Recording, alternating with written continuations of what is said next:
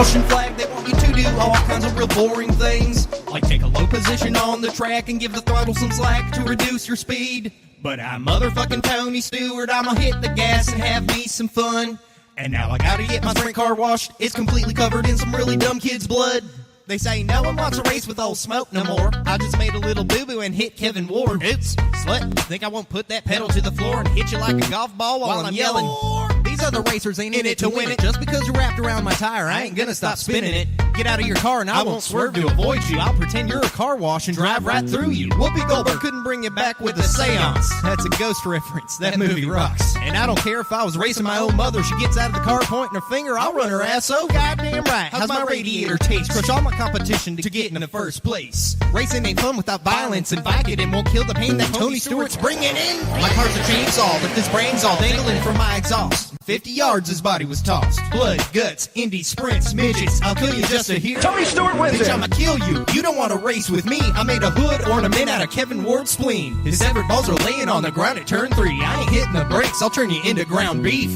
You're gonna be another racer dead for getting out of the car. Should've stayed in it instead. No one can beat me, even my opponent's dead in the street. Danica too, she ain't nothing but a girl to me. I said you don't wanna race with Tony ornament, cause Tony Stewart will kill you. Yeah, I'll run you over in my car. You don't wanna race with Tony, cause Tony Stewart will kill you.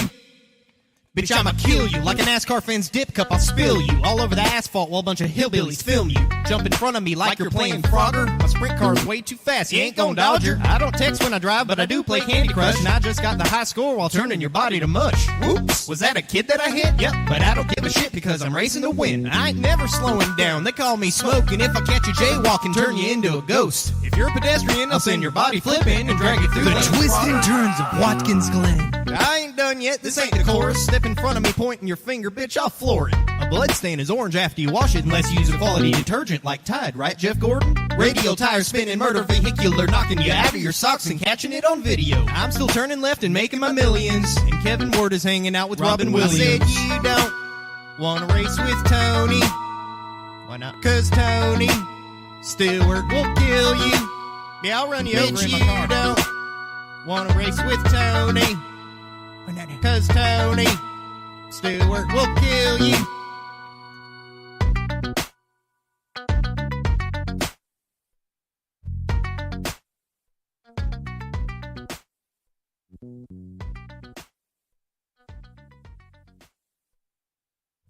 Joe Biden's 80 and a liar. Water shower fantasies, laundering money through the Ukraine. Now the whole country's on fucking fire, filled with catastrophe. Everything so fake and gay. Joe's burning this place to the ground while making mumbling sounds. For people that bad, it can't care. Oh,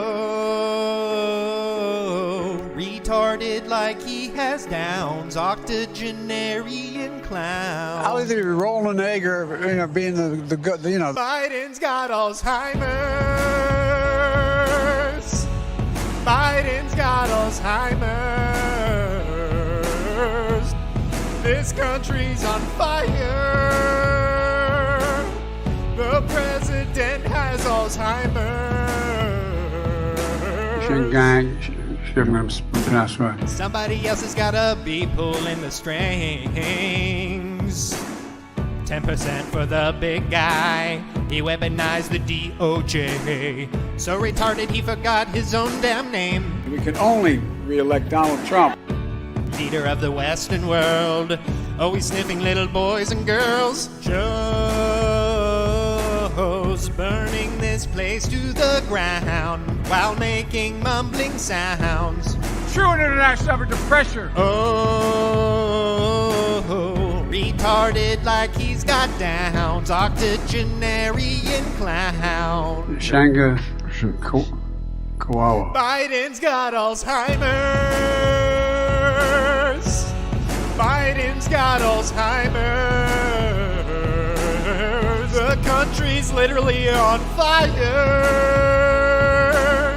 The president has Alzheimer's.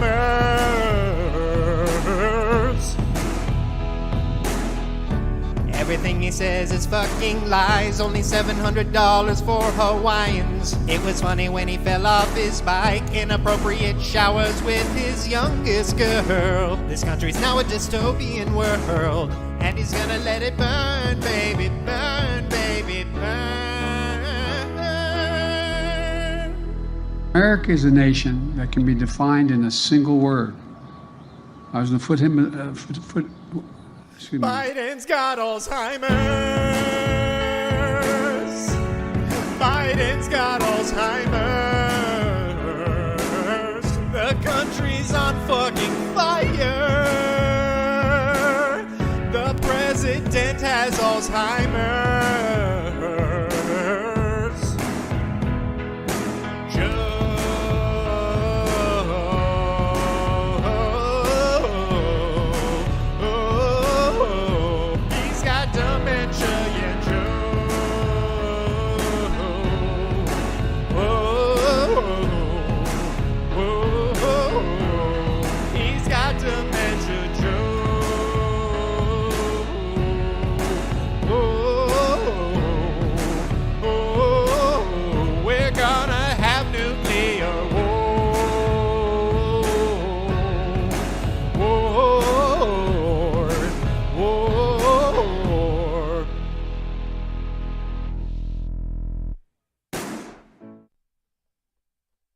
I've been smelling my hole. I just got a sex change. It's already infected. It smells like shit and decay. Really good chance I'm gonna one day. At least I'll get more attention than all those normie gays. It's a damn shame what the world's gotten to when a creature like me believes that it's true that he could just wake up and not be a dude. But he is. Oh, he is living as a new girl with a Y chromosome. You ask which men can be women, I'll tell you which can. The ones that trade their pole for a hole, and that hole really stinks, and it's covered in goo, and it smells like a combo of roadkill and poop. If I don't dilate it, it will heal shut and fill in. Tell me which men can be women.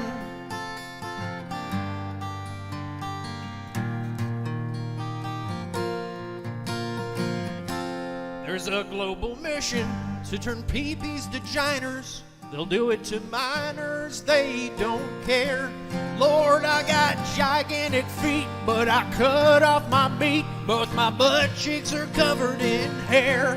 Still got an Adam's apple the size of a planet. My name used to be Craig, but I changed it to Janet. Got brainwashed by the internet, left holding the bag. I cut my penis off, I could have just been a It's a damn shame what the world's gotten to when a creature like me believes that it's true that he can just wake up and not be a dude, but he is. Oh, he is living as a new girl with a Y chromosome. You ask which man can be women, I'll tell you which can. The ones that trade their pole for a hole, and that hole really stinks, and it's covered in goo, and it smells like a combo of roadkill and poop. If I don't dilate it, it will heal shut and fill in. Tell me which man can be women.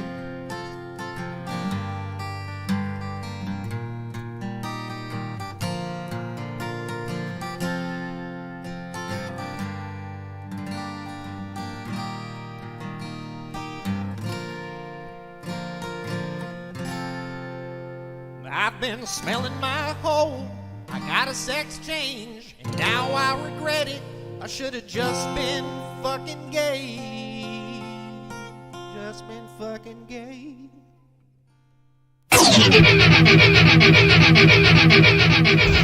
have a competition in me. I want no one else to succeed. I hate most people. Now let's blow some shit up. A listener named Ryan Harkness, he hit one out of the park. Bunch of slap-jawed around here. This stuff will make you a goddamn sexual tyrannosaurus. Just like me. I can't see without his glasses. 1 minute we're laughing, the next minute he's dead. Why would God let this happen? 37. My girlfriend sucked 37 dicks. In a row? Listen up, Tampa Bay. Hollywood Hulk Hogan here. I think I ate the bones. I ate the bones. I ate the bones. Sinkhole. Sinkhole. I spit on your spit. I piss on your spit. I shit on your piss. I fart on your shit. I Laugh at your fart. We are friends again. Hey. I spit on your spit. I piss on your spit. I shit on your spit. I fart on your shit. I laugh at your fart. We are friends again. Hey. Hey. I spit on your spit. I piss on your spit. I shit on your piss. I fart on your shit. I laugh at your fart. We are friends again. Hey! Welcome to the Ryan Harkness Show, ladies and gentlemen. This is the Ryan Harkness Show. I am Ryan Harkness, your host. Welcome, everybody. So many folks, not only from youtube.com/Act Harkness Show, but we are multi-streaming. That's right, on two different programs tonight. Platforms rather. We are on the Rumble platform as well. Very happy to be there. It started out a little contentious today, and we'll get into that. But yeah, I got a great show for you guys. Awesome to see you all in here. Let's kick it out.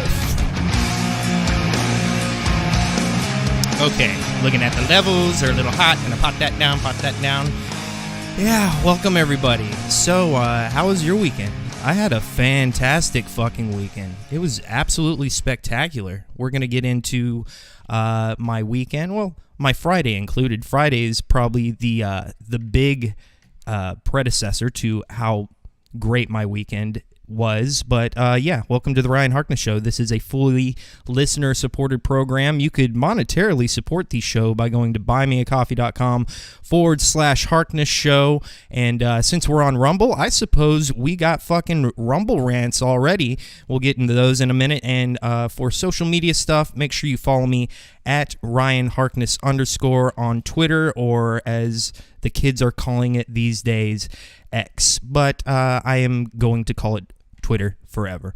How's everybody doing? We got 13 in the Rumble chat already starting out better than YouTube. How many do we have in the Tuberino? I can't really tell because my new I'm paying Streamlabs OBS money to multi-stream now, and everything stopped working, basically. I don't know if it's a settings thing that I got to tweak. My chat doesn't really work, so I have both the Rumble and the YouTube chat open so I could be able to communicate with you guys. So it's a learning process, but at least I am fucking live on both platforms, I could tell you that much. So let's get into it. Anything interesting happen? How was your guys' week? I had an excellent weekend. I had an excellent Friday and an excellent Saturday. And then when I woke up this morning, it got a little less excellent for some reason. And we're going to get into that. Friday was fantastic because, you know, my new parody song got played on a Big Boy show on Revenge of the Sis. Very, very thankful to those guys for giving me the bump. It was a lot of fun. And serendipitous, all this stuff seems to kind of come together at the same time. I just got my Rumble channel set up right before that, so the ROTC bump helped me get that channel started. Very, very warm welcome from the Rumble side and the ROTC audience. I was immediately taken aback by, you know, how involved everybody is. The what would you call it? The engagement is a lot better, it seems, on Rumble than on YouTube. I've been on YouTube for like 5 months now, and this will be the 22nd, I believe, stream, and 1,750 some odd subscribers over there. And I suspect that I am, at this point, completely shadow banned on YouTube. Nothing really works as far as boosting. Algorithmic dick riding doesn't work out too well for me over there, and you got to chalk it up to, hey, maybe this show just sucks. That could be it. But I always had some sneaking suspicions that it wasn't the quality of the show per se. It was the content and how YouTube kind of snubs me over there and treats me. And after my introduction to Rumble and getting that started, I am 100% sure that that's the case now. How is it that I have, approaching 2,000 subs on YouTube, and I can't see how many in the chat are in there right now because the thing's not working, but I bet it's less than 20. Starting out on Rumble, I already got 16 of y'all niggas in here already. The comments on the videos, the view count on the videos on Rumble, it's all the same stuff that's been uploaded on Rumble. There's way more content, engagement, comments. There's way more views on the videos, and a lot of that has to do with the ROTC guys. I understand that. But, you know, I started this out really excited to start streaming on Rumble just from the initial, like, welcoming feeling that I got from you guys over there on Rumble, and the fact that, you know, Rumble is obviously the free speech platform. And so we're going to get into that free speech platform thing. Again, you can super chat the program on the YouTube side by going to buymeacoffee.com/Harkness show. But we already got some coming in on the Rumble side, which speaks to what I was talking about.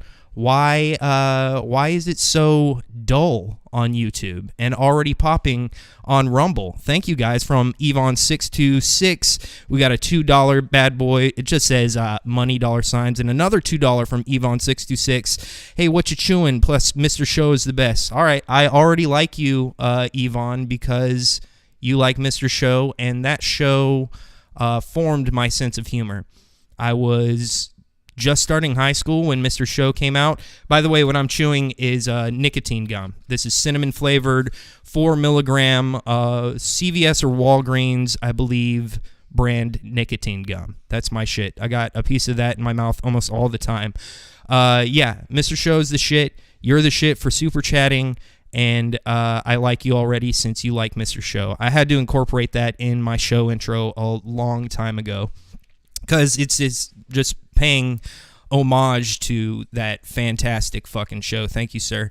And a $10 super chat from Kakusa with nothing more than $signs. That is some of the pimpish shit that you could super chat. Either say nothing, smack a 10 or a 20 down on the table, $signs, and just walk out. Thank you, Kakusa, for supporting the program. So let's get into the interesting shit. Tonight, I'm going to have my transgendered listener friend, Dunny. We're going to do our bi-weekly segment in the 9:15-ish hour. I got a bunch of other shit for you, but let's talk about the Rumble drama. So what happened on Friday? On Friday, my new parody came across the desk of a show that I enjoy very much, Revenge of the Cis. And they played my new parody song, and it was received very well by their audience. Now, I am on YouTube, so I already uploaded that parody song to YouTube heavily edited. I didn't even put the J word in it, and it was still popped. But the guys, they are on Rumble exclusively. They played it. I'm only going to play a few seconds of their introduction into it. So here, check this out. Here's a little parody of the Tom McDonald song.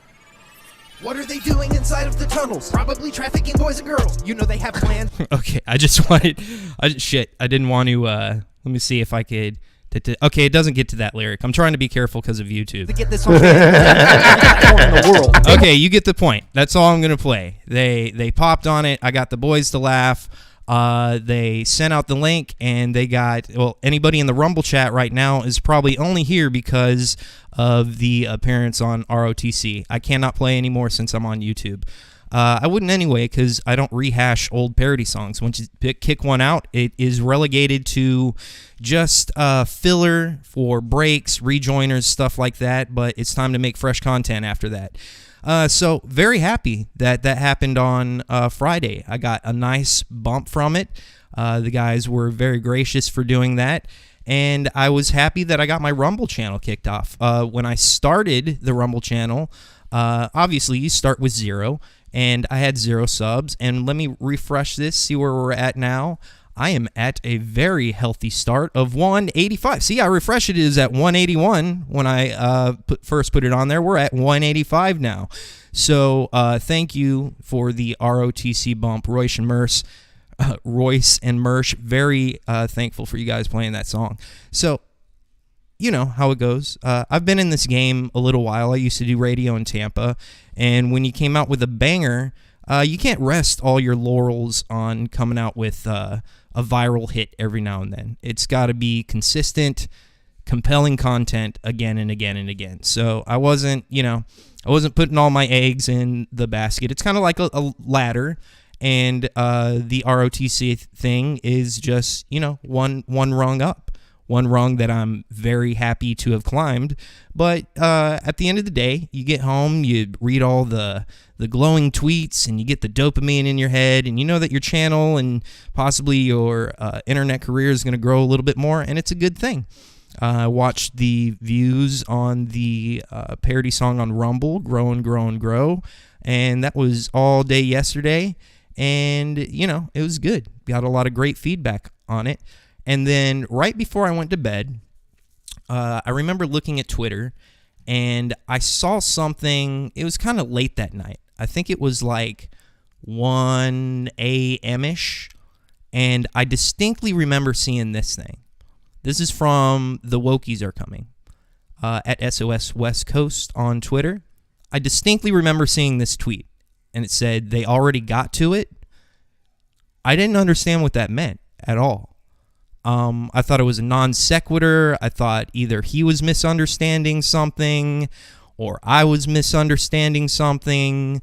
I didn't get it, but I brushed it off. I went to bed, and the next morning, I wanted to check and see how the shit was doing. See how, much more followers, much more views the shit got and everything. So I pop open the phone the next morning, and let's see if this is okay. I look at my Rumble channel. I'm like, that's odd.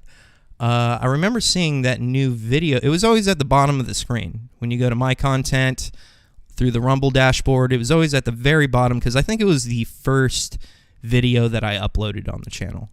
I didn't see it on there. I was like, that's fucking weird. I go to the link and click it, and I get this error.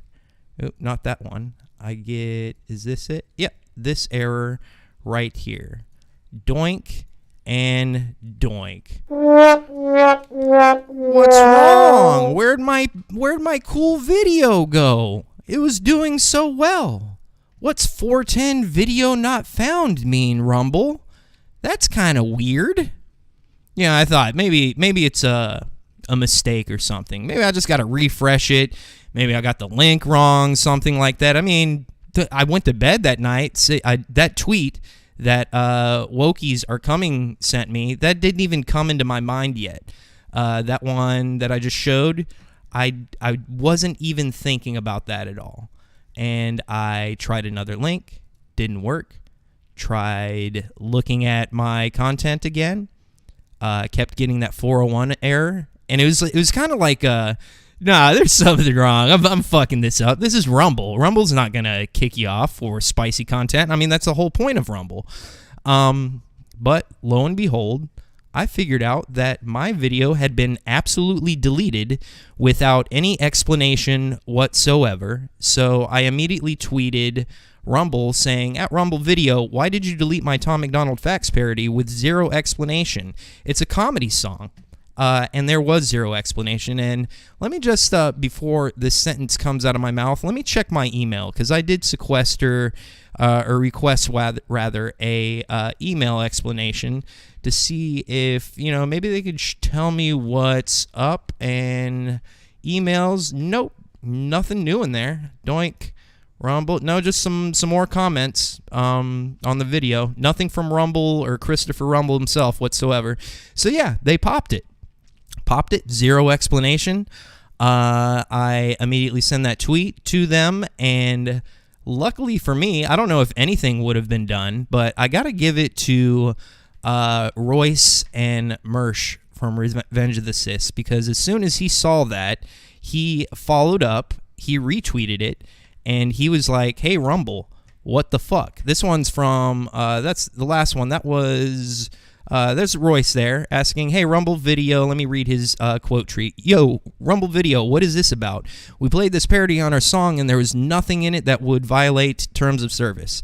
Hey, Chris Pavlovsky, I think he's like a head honcho up at Rumble. Can you please take a look at this? Everything in this video was fair use and very funny. This was reciprocated by Dick Masterson. I've only had little exchanges with Dick on Twitter, never spoken to him or anything, but I'm a huge fan of the Dick Show. I love the Dick Show. And he says, you fucking fraud, at Chris Pavlovsky. I'm a little bit hesitant to do this segment since this is my first Rumble stream and I am a guest here, but he retweeted it as well. This is a account that I don't know, but had a shitload of fucking likes and retweets. This is Some Bitch I Know on Twitter. She said, some bitch I know was right again. I guess she has been talking shit about Rumble and their so-called free speech initiatives and how they're playing out.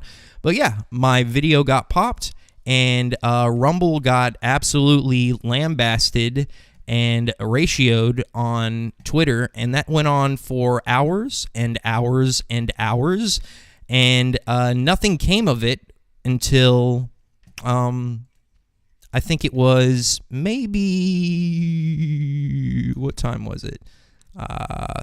3 o'clock, and Rumble, some people on Twitter were like, hey, the thing is back up, the song is back up. Oh, it's back up. No explanation or anything from Rumble whatsoever. It just automatically popped back up again, which I was, happy about it. But then people started demanding explanations. And I just threw this tweet in here real quick because it made me laugh. Once somebody was able to see it again, he threw this screenshot up in there. And I know it's my own video, and this is kind of humor masturbation, but having gay sex is even less gay than Tom McDonald. And a nice screenshot. That's a perfect pause from Make Not Cool on Twitter. That just made me laugh. But yeah, Rumble put it back up. No explanation of what went wrong. And in response to, and they didn't say anything to me, this is Rumble's response right here. Doink. And this is in response to Royce's tweet asking them what the fuck happened. All fixed. All fixed from the official Rumble account. No further explanation whatsoever. yeah, so I have a feeling that is the Streisand effect that Rumble succumbed to. I think I even tweeted that at them. Let me see here. Yes, this was my response to the somewhat of a response from Rumble. I tweeted, "Hi Rumble, trying to be polite here. New user here. I'm the guy that did, the thing. Could someone perhaps email me at ryanharknessshow@gmail.com to explain what the issue was? It would be greatly appreciated. Thanks." Again, let me check my email because I'm not going to shit on Rumble. Like I said, I'm a guest here. Refresh that. Nope, still nothing from Rumble, nothing on Twitter via Rumble. They have not told me what's going on, and that kind of sucks. That kind of sucks because I don't know what I did wrong. I don't want to do that in the future if I did do anything wrong. But I have my suspicions about what happened. I'm going to speak from the heart here. Maybe not the best idea since this is a new endeavor on a new platform. But for the past 5 years, our government, our leaders, our tech companies have been shitting in our faces and calling it a fucking Sunday.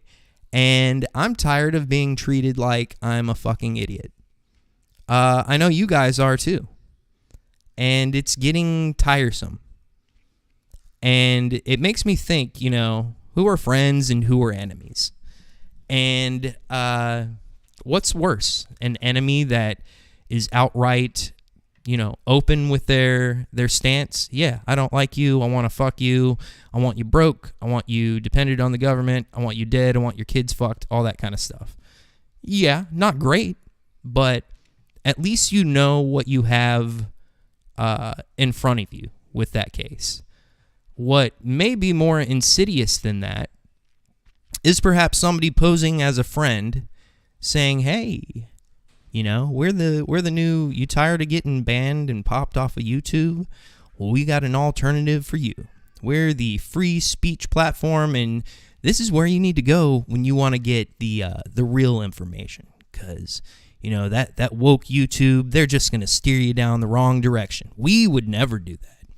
We would never do that. We are a free speech platform." I don't want to jump to any conclusions, but I just can't help but think that the obvious is the case. And if it wasn't for the help from the ROTC guys sending tweets, getting bigger accounts to help me out with this, even sending personal text messages, I think those guys did, essentially putting their neck on the chopping block for moral consistency. Shit that they believe in. They just want the funniest content to be available and not get popped. We just want to do our shows. And so it meant a lot to me for, anybody who's exclusively on Rumble, but especially those guys, since they kind of kicked this whole thing off, to have had my back, and, especially this being my first Rumble stream, it's a little tough because, this is, it's a fun, dumb little show that I do. I'm just starting out. I don't have a great following, but make no bones about it. Like, I want to make money doing this. I would not put forth the effort that I do, killing a day every day out of the week, to deliver this if I didn't think that I have a chance. And, the universe has kind of told me that I have a chance making it doing this, because every time I feel like an idea, like that parody song is going to work, it works. It works really well. And, this isn't a show all about that kind of content. This I do, especially the YouTube people that have been here for a long time. I talk about all kinds of stuff. I'm not going to be the Adam Green channel, but funny. And I also don't want to be relegated to the Gabs and the polls and the fucking dark Nazi corners of the internet just because I do jokes about stuff here and there. You should be able to joke about anything, especially if they're just jokes. And I could tell you from the bottom of my heart and with the utmost truth that when I do something like that, it's just jokes. But I can't help but be reminded about, like, the whole Kanye situation when, you know, he's screaming all this crazy stuff. I'm going to lose my bank account. I'm going to lose my deals. And then all of a sudden, he loses his bank account and his deals. I mean, it's kind of proving the point. And in the song, it explicitly says, you know, they control all the platforms all over the world. And there's no, look, that wasn't a glitch. That wasn't a mistake. I completely reproduced that instrumental for that parody song, so there would be absolutely no copyright issues. You know, sometimes when people make instrumentals for parody songs, they'll kind of rip the audio out of the original thing, and I guess that's kind of stealing, and you can get popped for copyright. Every bit of audio you heard in that song was shit that I own, shit that I reproduced from musical talent. As little of it as I have, maybe it was good enough to make either Ben Shapiro's or Tom McDonald's guys think that I ripped it off, which I didn't. But I don't think that was the case. So all that to say, you know, a little bit of a contentious way to start out my Rumble channel career. Before they put it back up, I was ready to flip the chessboard, and I was seriously considering quitting this shit, to be frank. I mean, you go from Siraj got blown up, says Mary Jane on the Rumble side. I'm sure he did. And perhaps rightfully so. I don't expect to hear an explanation from anybody. I really don't. Maybe, you know, one day Royce or Mersh can tell me something, but I don't think they're going to get an explanation either. I think we all know what's up with this. But yeah, I was thinking, you know, if I know my days at YouTube have always been numbered. I know that I have a relatively clean channel. I did get in a little bit trouble when I initially put that heavily edited version of the parody song up. It got nuked. No chance of getting back. Lost my appeal. But I don't have any strikes. But I know that there's some fuck shit going on at YouTube. I have 32 people in the Rumble chat right now. I've been on YouTube this is my first Rumble stream. It took me months to fucking break 15 in YouTube. I know I'm being throttled. There is, I don't know the exact numbers, but I think there's something like over a billion, some odd billion active users, not bots, not bullshit, but billions of active users on YouTube, subject to the algorithm, on the website every day. And I think Rumble, you know, though impressive, its numbers are nowhere near what YouTube user numbers are. It's something like 6%. You know, they are the David to the Goliath. Why do I get so many more views from the Rumble side after a day? After a day of having a channel, why do I have almost twice the people that I typically do in YouTube after a day? You know, YouTube's not on the up and up, and that's why I was so excited to start this Rumble thing, especially with the pop from Revenge of the Sis. I was super fucking excited. And then my shit gets taken off. The very first video that I uploaded gets taken off. Was it any of the episodes of the program? Any other parody song? No. Just this one thing. So, starting it out like this, I think it would have been a better idea if Rumble just let it ride. If they said nothing at all. I don't know if I think what they weren't betting on was Royce and Mersh. They're the ones who really kicked that off, and Dick Masterson and some other people as well. I don't think they were expecting that, especially from Royce and Mersh, since they're dependent on this platform. So that means a lot that they would go out on a limb for me to do that. But it wasn't for me. I know it's not for me. We're not friends or anything like that. It's because they know that it could happen to them as well, depending on what realm they go in. I don't know. It's something to think about. It was massively disappointing when that got taken down.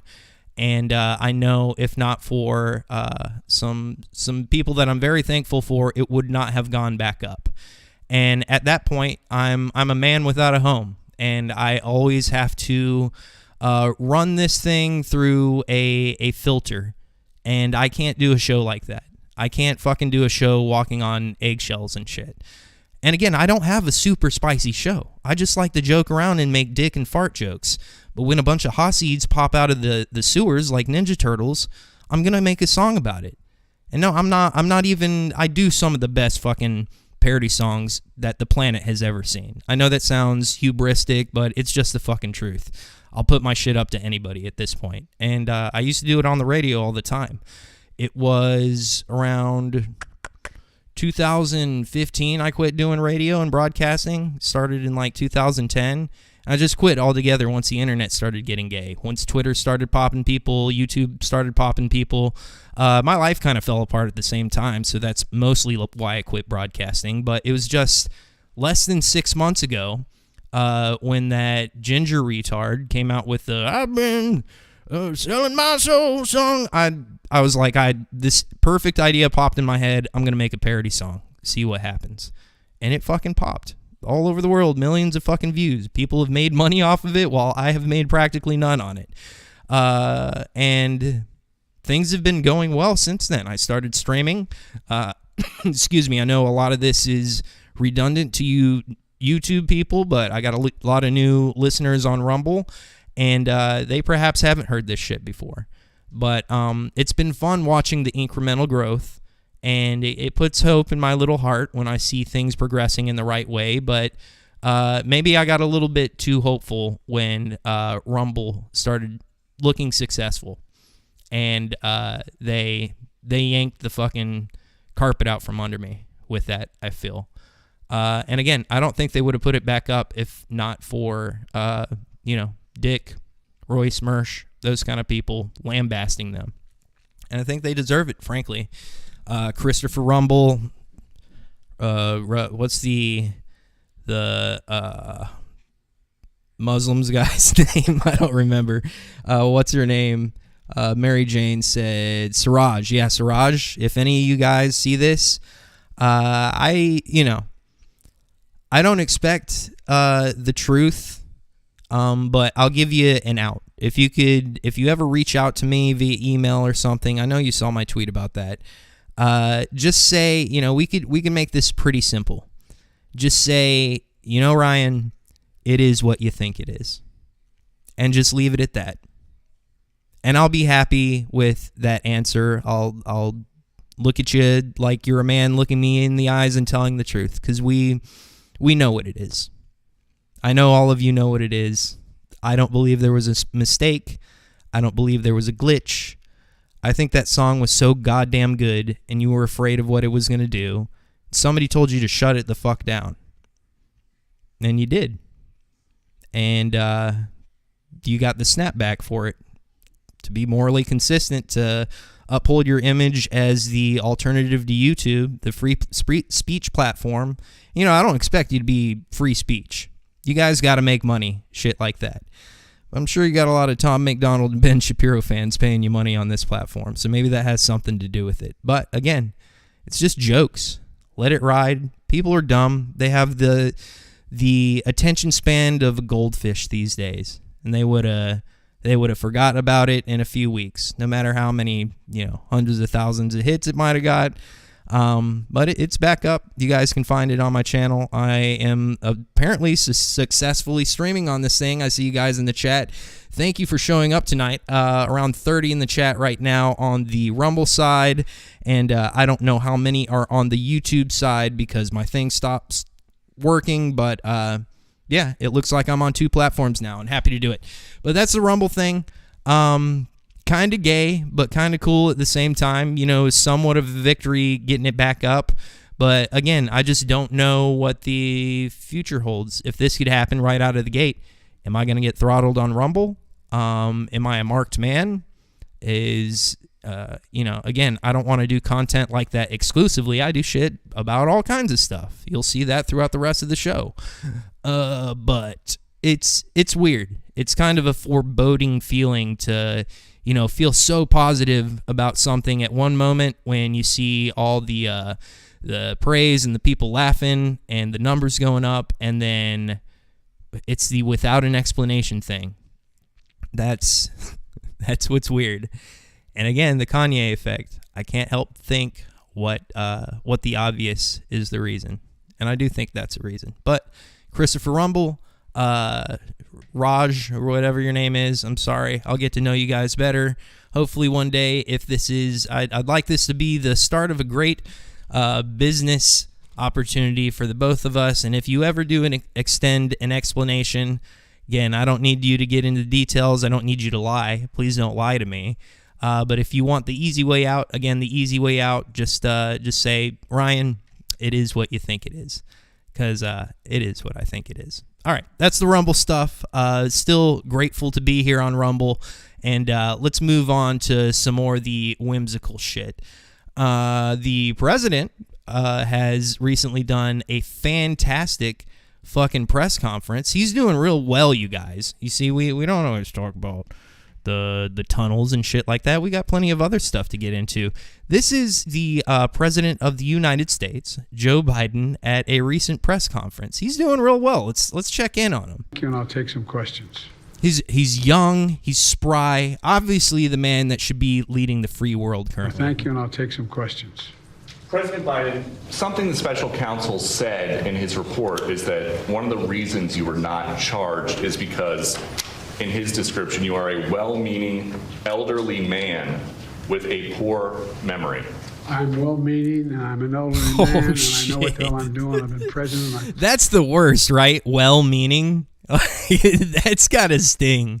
That's so sweetly condescending. He's well-meaning. That's what you say about, like, a literal retard. With a poor memory. You are a well-meaning elderly man with a poor memory. I'm well-meaning, and I'm an elderly man, and I know what the hell I'm doing. I've been president. I put this country back on its feet. I don't need his recommendation. It's totally out. It's just the lack of vigor. This man apparently has the nuclear codes. He can't speak with articulation. It sounds very Metamucil Xanax-y. It's just fucking sad. And, this is... We're not stupid. Just like, hey, Rumble, I'm not stupid. Hey, New World Order, I'm not stupid. I know this man does not fucking rule the country. Who fucking does? And can you continue? Maybe it has something to do with the whole Rumble thing. My memory is so bad, I let you speak. That's Your memory has gotten worse. My memory is not good. My memory is fine. My memory, take a look at what I've done since I've become president. None of you thought I could pass any of the things I got passed. How'd that happen? I guess I just forgot what was going on. Mr. President. No, thank you, and I'll take some questions. Oh, my God, it's so brutal. Going to the chat real quick. Yvonne said, yes, much worse lately, but miss whether a video will even play on my... I have the same problem with Rumble.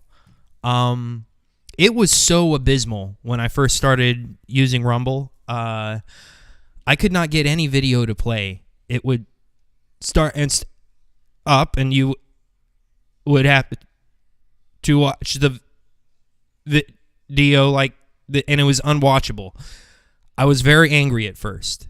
And they, to their credit, they made vast improvements in, I guess, bandwidth. I'm sure, Google had been fucking with them and shit like that. It was very hit and miss at first. Now, videos kind of more or less play reliably. And Yvonne goes on to say, and the HTTP status code is sort of arbitrary.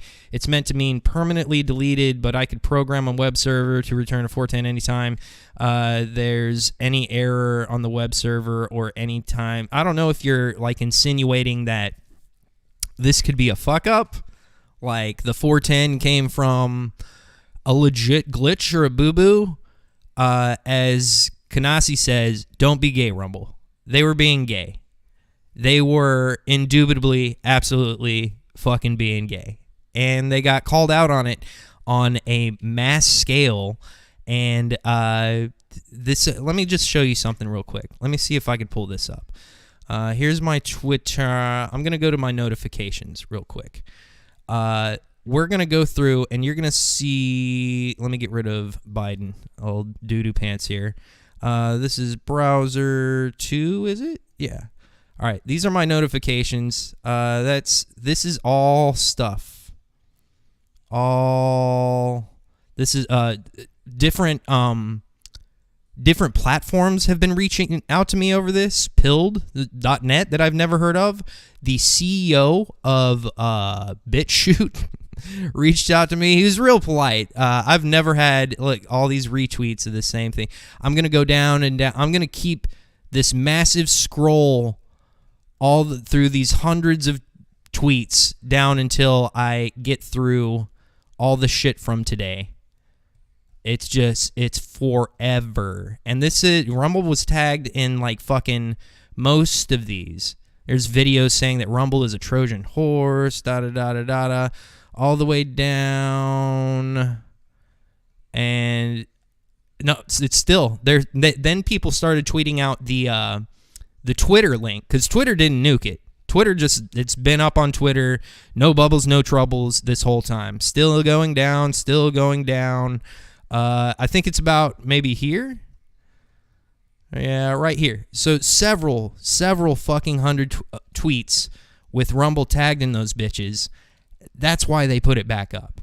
Like, they were either going to have to, and I'm sure there were meetings over this, which I want you to like me, Rumble. I want to help you make some money. I want to make some money. I just want to do my show. Am I going to promise you that I'm not going to do something like that again? Abso-fucking-lutely not. Nobody's going to tell me what the fuck to do on my show. Nobody's going to tell me what content to create. I will go on one of these darkly relegated corners of the internet and still put this kind of shit up if I have to, if I think it's going to get a pop out of people and make them laugh. And I know that I could do that. And guess what? I'm not going to fuck with you by making more of this. After this stream today, I'll probably I hope to never talk about this again. I would be, maybe a little bit more inclined to do that if Siraj can be like, hey, we're going to boost you. And you just kind of on the, and you know what? I'm open to suggestions like that. I'm not going to troll you guys. I'm not going to belabor this point, but I'm also not a fucking idiot. I'm not a fucking idiot. And my listeners, I chase off a lot of listeners. Ask the fucking people in the YouTube chat. CMK Shadow in YouTube is one of my oldest listeners. He's back from like the Bubba the Love Sponge days on FM. He has seen it all. He's seen me chase away the Red Hats, the Tom McDonald fans, and everybody in between, because one thing that I could promise you is I will be morally consistent on this program. And if I feel it's the old Eddie Murphy Raw thing, or maybe it's what Richard Pryor said in it. If you think that shit's funny, say it. And that's always what I'm gonna do. So I'm not gonna kowtow to your shareholders, shit like that. I'm gonna put the funniest shit out that I possibly can. And I would love for you to be the platform that allows people like me to do it. I think you would be more successful. I'm not the business genius that I'm sure you've got many of them on the Rumble board. And they've taken the direction that, we need to get Russell Brand on here and pay him millions of dollars and allow him to still stream on YouTube and all the other platforms. And we need to get Steven Crowder on here and pay him millions of dollars and still allow him to stream on all these other platforms. I don't get that move, but you guys are probably smarter than me. If I was in the driver's seat, you know what I'd let people like me do? And the many people, I'm not special. There's a lot of funny dudes that want to put out fucking content. I just let it roll the way they are, and I'd scoop up the fucking super chats, and you would get more clicks that way. There's only so many fucking. I know there's a lot of dumb boomers, and they're gonna shovel money towards the Shapiros and the Crowder types, but people like to fucking laugh. And there ain't a whole lot of shit to laugh at these days. And if you're censoring it, you're contributing to there being less of it. So, I don't know. Hit me up, Christopher Rumble or Siraj. Maybe we could make some kind of deal out. But I'm here on your platform trying to do some funny shit. And that's all I'm here to do. So please just let me do that. And again, I'm not going to belabor the point.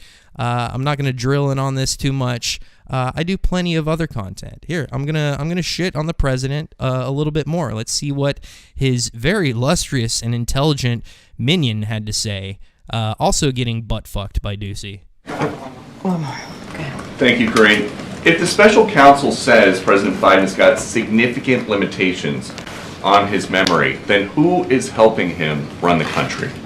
The President of the United States runs the country. The Commander-in-Chief runs the country. How can he be trusted with the nuclear codes if... I get that you're saying that nobody in the building would say that he's got an issue with his memory. But just the little part of what we get to see, he's made mistake after mistake after mistake after mistake on camera. I love Ducey. He's got a really punchable face. Like, if his ire that is turned towards the White House and Kareem John was turned on me, I'd want to fucking kick him square in his teeth with a steel-toed boot. He's just got that kind of face. But he is fucking funny when you're not the one over his barrel. This week. So I'm going to be very clear here. The reality is that part of the report does not live in reality. It just doesn't. So the special counsel is lying about the president's memory. It was gratuitous. You heard from Ian Sams, my colleague. So here's an example. Rumble. The current president got popped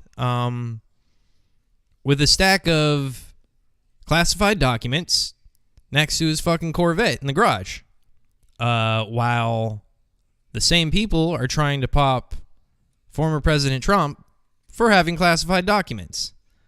And when confronted on it, it's always, nuh-uh. Just some shit like, nuh-uh. Like, don't tell me, nuh-uh. We're tired of the fucking nuh-uh. It's, I'm not the smartest man in the world, but I am not a fucking complete retard. And I'm tired of being treated like a fucking complete retard. All right, let me check on the... I'm sorry, I forgot the YouTube side of it as far as super chats go. Let me check my email here, and maybe I might have gotten an email from Christopher Rumble. We need to check that out for sure. Doink, open up the show email. Look, no super chats from the YouTube side, despite the fact that I have 15 times the subs on YouTube. That's weird. How do I have more listeners and more super chats from the Rumble side of things when I have when YouTube has 1,000 times the active users and 1,000 times less engagement and shit. Let's see here. No super chats from the YouTube side of things on buymeacoffee.com/Harkness show. Let's see what we got in the Oh, Avon626 again with the 10. What's your story? You were in radio? Yeah, I was in radio. I guess I'll lay that down pretty quick before we go on break here. When we come back from break, we're going to have a transgendered friend of mine, somebody who I met on Twitter because they liked one of my spicy-ass parody songs. Another one that has been censored on many platforms. let's see. Let me check time real quick. We're gonna have Dunny at 9:15, so I think I got enough time to tell it's not tremendously interesting. I used to be the parody song guy for the Mike Calta show, who's the biggest radio guy here in the Tampa Bay area where I live. 1025 The Bone was the radio station that I was on. I did parody songs for him. I co-hosted a night show called The Johnny B Show, did parody songs for that as well. And, second chair guy, which was the funnest radio job I've ever had, especially at nights, because at nights there's something called Safe Harbor on FM radio. You're not supposed to say the 7 dirty words or whatever. Well, technically, and still Cox Media Group would not let us do this, but technically at past the 10 o'clock hour, and this is what, remember back in the day when South Park first came on, they were saying like fuck on cable TV, and you're like, how the fuck are they getting away with this? It's Safe Harbor. Safe Harbor, FCC rules go out the window after nighttime hours, and that's for all broadcasting networks. So technically, we could say anything that we wanted because we're a night show. We still weren't allowed to, but that show was a blast for me because I didn't have to run anything. I didn't have to run the board. My job was to sit back and snipe and be as funny as fucking possible. So that helped me cut my teeth in live radio, and I had logged mic hours doing the Mike Calta show. And then I went to work for Bubba the Love Sponge in the Tampa market. He gave me my own show on his radio network. I see CMK Shadow is on. You're watching me on Rumble and on YouTube, CMK. Thank you for fucking popping the numbers up. That's very cool. So CMK knows about back in the day when I did the Ryan Harkness show for Bubba the Love Sponge for I think a couple of years on BubbaArmyRadio.com, and then all that came. I think I have something like 100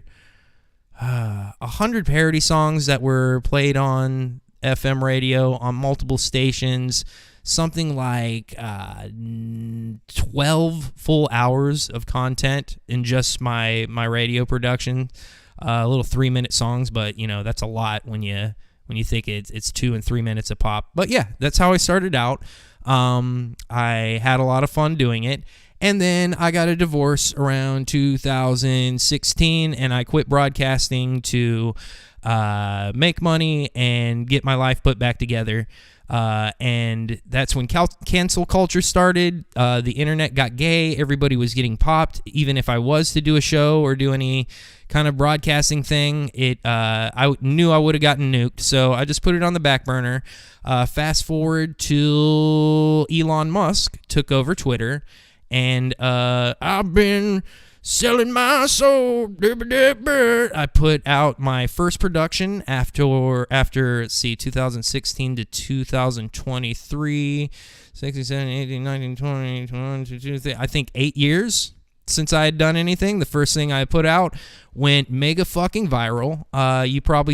You might have seen it without even knowing about the show. It's this thing. So I put that out. It got stolen. It went fucking huge, went everywhere. And I decided to do a show since I got a bunch of eyes on me. And here I am today. Now I'm also making provocative parody songs, getting more eyes on me, and getting in trouble. Before or after he tried to extort his former best friend with a sex tape of Hogan and his wife, Kanasi says, I worked with him after he tried to extort his best friend Hogan with that sex tape. And he's always been good to me. He never extorted me for anything. But yeah, I think you're pretty much right about that. I'll definitely say that. But yeah, that's my story. It's not tremendously entertaining or interesting or anything, but I'm just internet faggot that used to be a FM faggot, trying to make it work again. And for only having a show for like 4 months, I'm happy with the progress so far. And that's why when the rug kind of gets pulled out from under you from your new promising platform, that you could be very downtrodden. But again, Siraj, Christopher Rumble, hit me up, man. Let's talk about this. I never have to talk about how you got bent over a barrel by your bosses, and I just maybe on the front page every now and then. Maybe when the 8 p.m. hour rolls around on rumble.com, 8 p.m. Sundays, maybe I can get on some front page action or something like that. Email me, ryanharknessshow@gmail.com, and we could talk about it. And we'll never, ever, ever have to mention your little faux pas that we know wasn't a glitch, that we know wasn't a mistake, that we know somebody, maybe not officially on the board or even employed at Rumble, said, shut this the fuck down now. And you did. You got caught. But I don't have to talk about it all the time. And I know you don't want me to. So let's work out a little deal. I know you're in with some people that like to make deals. I can make deals myself, Mr. Rumble. Let's make some deals. Kind of kidding, but also not at all. But yeah, that's my story, and I'm sticking to it. But this is the Ryan Harkness Show, by the way. If you're just tuning in, thank you all, the Revenge of the Cis people that are currently watching me, and thank you to Royce and Mersh from Revenge of the Cis for, giving me the ROTC bump. Very appreciated. You could send a super chat to this program. Obviously, Rumble rants like Yvonne and Kanasi has been very, and I don't want to miss anybody. And Kakusa has been very generous in doing. But you could also go to buymeacoffee.com/Harkness Show and send one of those bad boys too. And make sure you follow me on Twitter at _RyanHarkness. And you could see stuff like all the fucking spicy drama. Oh, Rumble! I finally got a email from them. And guess what? It's not about what happened today. It's like, hey, you got some super chats. Good for you. But thank you very much for supporting the program, guys. I am definitely going to quit this gay shit if I don't start making money, but looks like I'm starting to make some money tonight, so very good. We're going to take a quick break here. I mentioned that I did old radio shit. Let me see if I could find a fucking bit that I have not played before. And again, when I make a parody song, I'm not a huge fan of parody songs. I promise you I'm not. People are like, especially back in the FM days, they're like, oh, you really must like Weird Al and shit. I'm like, yeah, I appreciate them. I don't even fucking like parody songs that much, to be honest with you. I'm just, for some reason, really, really fucking good at them. I'm good at music stuff, and I'm good at words, and I just combined those two things, and the first time I started doing it, I kind of knocked it out of the park, and people on the radio took a shine to me and hired me. But again, it's not really my thing. I'm just so fucking good at it. So I'm going to find an old, since, Yvonne wanted to know about it, I'll find an old radio bit, and we were talking about Bubba the Love Sponge. And who was that? You? Let me look in the chat again. Who said the thing about Bubba? Kanasi. So Kanasi knows a little bit about Bubba. Though a friend of mine, not friends, we're business acquaintances, and we'll probably never work together again. But I like the guy. He was always good to me. He gave me a show on his network, shit like that. Hey, Cody Austin. Sorry, I'm neglecting the YouTube chat. This whole multi-streaming thing is new to me. But let's play a Bubba the Love Sponge song. Now, did you ever listen, Kanasi, to that show? He had a guy. There was a guy on Bubba who did fantastic parody songs. I would say he's probably second place on the planet to me. And his name was Manson. And Manson did. He played another character on the show, and that character's name was Ned. And Ned was like an old crotchety man that didn't really exist, but he existed in the hearts of the Bubba the Love Sponge fans for many, many years, and some of them were complete rubes and thought he actually existed. But Ned was a guy that sounded like this. It sounded somewhat like this, and he's somewhat of a Florida piece of shit redneck, and he'd get into all kinds of hijinks, and he was a legitimately funny part of the program. When I worked for Calta, who was the direct competition to Bubba the Love Sponge. I worked with, and why I think Bubba is cool is because I shit all over Bubba when I worked for Calta, and he took it in stride and still ended up hiring me later on when he was kind of desperate because he was losing the battle to Calta. But I made a parody song for Calta exposing the fact that Ned, his most popular element on his show, Ned was the character that people love the most. Yes, this is Ned on the Bubba the Love Sponge show. I have the best fucking bits and parody songs, etc., etc. So happened that I kind of did a pretty fucking good Ned voice. That's a pretty decent Ned voice if you could find some old Bubba the Love Sponge shit on I'm sure it's on YouTube, and he still is broadcasting today. And I'm sure there are Ned bits out there, but take a look at it and you'll see that I sound almost completely like him. Anyway, long story short, I did a parody song for Calta exposing the fact that Ned was fake in Ned's voice. So we're going to take a break here. I'll play that since some of the people in the Rumble chat know about the whole Bubba thing, and you could judge whether my Ned was decent or not.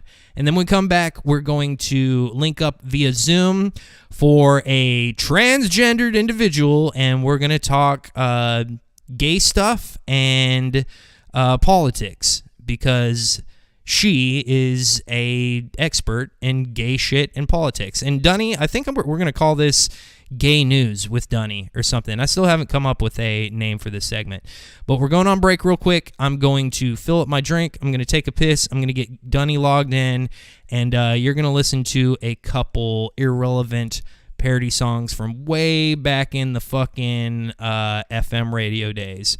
So let me hit the break. Guys, don't go anywhere. This is the Ryan Harkness Show, and when we come back, we will have Dunny, known as Dunatal on Twitter. I'll tweet all that to her, put that shit in the chat. Dunatal, my transgendered listener, and I'm pretty sure you're going to be surprised as a result of her political opinions being transgendered. All right, all that and more when we come back right here in the Ryan Harkness Show. Da-doink, da-doink, da-doink. Ned's really Manson. Ned's really Manson. Ned's really Manson. He's a lie dummies. Ned's really Manson. Ned's really Manson. Ned's really Manson. He's a lie dummies. Yes, can't look at me cause I'm fake. This voice comes out of Manson's face. Wanna hear another shitty bit I made? It's not funny and we'll play it 20 times a day. I'm imaginary, I'm all made up. I guess you could say I'm fake as fuck. It's the same old joke from 92. Can't come up with anything new. We can't come up with any content. We just can't do it no matter how hard we try. So let's play a bunch of real crappy parody songs that are made by a fake guy. Yes, I am a lie. I'm really Manson. I do not exist at all. And pretty soon we will be canceled. Cause the show I'm on sucks donkey balls. I don't exist. I am a fake fool. My God, that fake army sure is dumb. It is a lie. He's really Manson. Now let's play some bits from 2001. Ned's really Manson. Ned's really Manson. Ned's really Manson. He's a lie dummies. Ned's really Manson. Ned's really Manson. Ned's really Manson. He's a lie dummies. Hey Bubba, I got an idea. Since we got no content and we're lazy, let's play some real old shit from yesteryear. Oh, here's one. Snake, it's your baby. Like Santa Claus or the Tooth Fairy, I am just imaginary. A pathetic joke so old and tired. We play too many parodies and none of them are funny. It's pretty obvious why we got fired. Ned is a lie. He's really Manson. Yeah, I don't exist at all. and pretty soon we will be canceled. Cause the show I'm on sucks donkey balls. I don't exist, I am a fable. My God, that fake army sure is dumb.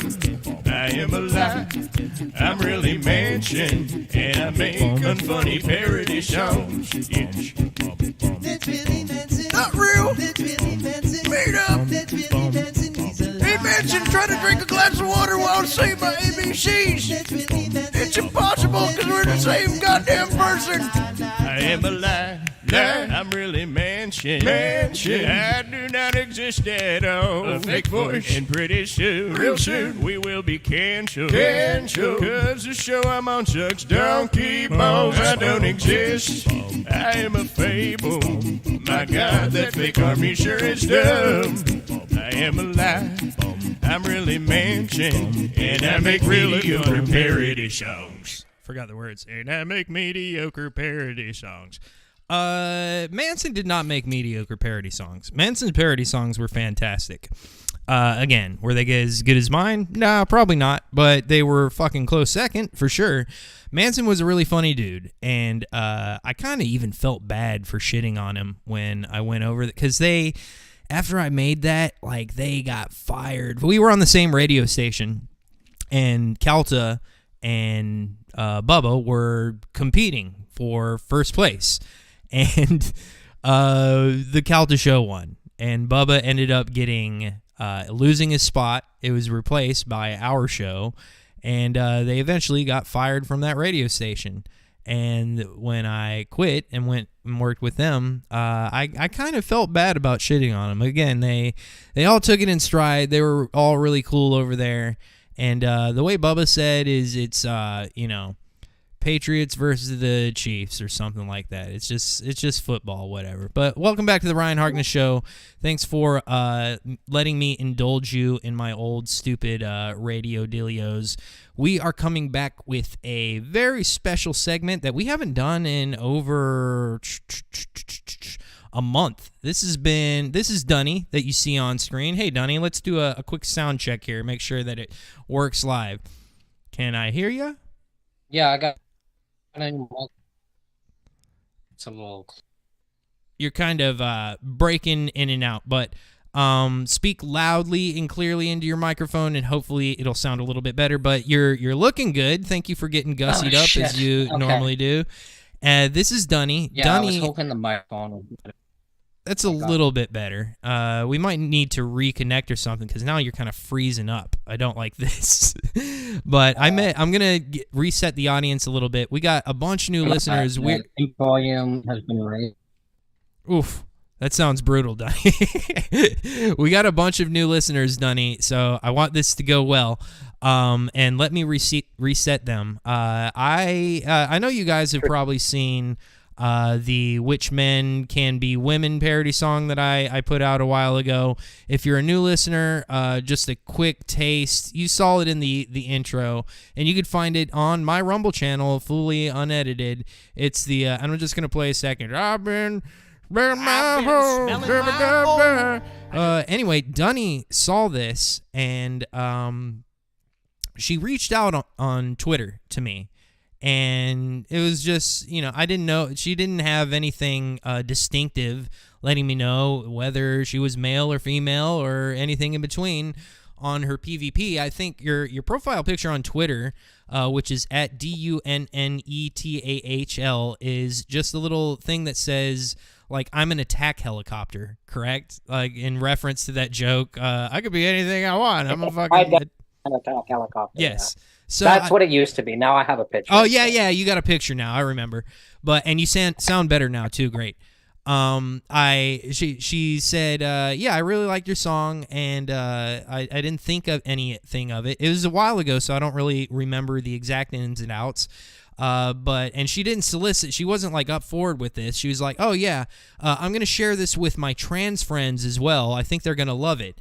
And again, I didn't know this person was trans. I just replied something like, I don't think that's a fucking great idea if you want to keep them as trans friends. And then Dunny replied, no, not only am I trans, but all my trans friends are pretty fucking dope, and they're going to think it's hilarious. And fast forward to now, I've done several shows with Dunny. She is remarkably based and very fun to talk to, and we do a segment every couple weeks. It's been a while since I've had her on due to some circumstances, but Dunny is you're a adamant Canadian Trump supporter, are you not, Dunny? I guess you could say that. I think, Trump has done a lot of good things. I don't know that I would say like I'm a diehard supporter, but he's done a lot of good things compared to some of the last few presidents, maybe since like Ronald Reagan. I agree in a lot of ways for that. And I know you've heard me shit on Trump, but like when the rubber meets the road, would I rather him be the fucking president than this clown show that we have today? Absolutely. Obviously, yeah. What's going on why do you still have this repugnant douchebag that everybody seems to hate still in office in Canada? Like, pardon my ignorance, I don't know anything about Canada. I frankly don't care and don't want to know other than outside the purview of this interview here. But when are your elections? When are you going to have a chance to get rid of that fucking faggot? Well, it's supposed to be next year, 2025. What happened, the reason why it's been so long, is because right at the beginning of the COVID lockdowns, there was all this media scare, and when nobody knew what was going on, he hosted an emergency election so that they could be reelected. Kind of like, in the middle of emergency, nobody's going to elect a new president, but it extended his term by another 4 years. So he did that in 2021, and now we don't get the chance to vote him out until 2025. Oh my God. And as far ridiculous. as like how we haven't been able to kick him out, I don't know why that has been a thing, because I mean, we had this female prime minister one time for like back in the 80s, and like she did such a terrible job that she got ousted in like 8 months. Like we didn't even barely give her a chance. It was like, okay, we have vote of no confidence, get this woman out. But I don't know why we haven't been able to do that with Trudeau. This guy survived scandals like way worse than Watergate, like dozens of scandals this guy's been involved in, like giving shitloads of government money to charities that like are directly giving money to his family members, and just he's been caught with all of this stuff, and somehow like we're not prosecuting him. And I don't know why that is, other than that our system isn't necessarily set up on the same liberties as the American system, so it's not as easy to just like throw somebody out. But the biggest problem is actually that there's a coalition between his Liberal Party and the NDP party. So it's not quite a duopoly in Canada. Like there's the Conservative Party and the Liberal Party, but there's a third New Democratic Party, it's called. It's like the Socialist Party. And they have about like 15 to 20% of the seats in Parliament. So since they have a coalition with the Liberals, they're able to have a supermajority, because they basically made an agreement that they would always vote with the Liberals. So that's why it's been so difficult. What a convoluted fucking mess. That sounds disgusting. It's terrible. It's terrible. And the leader of the NDP party is like a really despicable human being. He's just a real snake of a person. So what's hot in Canada politics-wise? Like, I kind of feel that you guys are just, like, chugging maple syrup and fucking off and watching what we're doing down here, and there's really nothing interesting going on. But tell me, from the point of view of a true Canadian, like, where's your finger when it comes to the pulse of Canadian politics? What's hot right now? Well, right now, all the polling seems to show that if there was an election tomorrow, that there's like about it's like something like 315 seats, 320 seats in Parliament.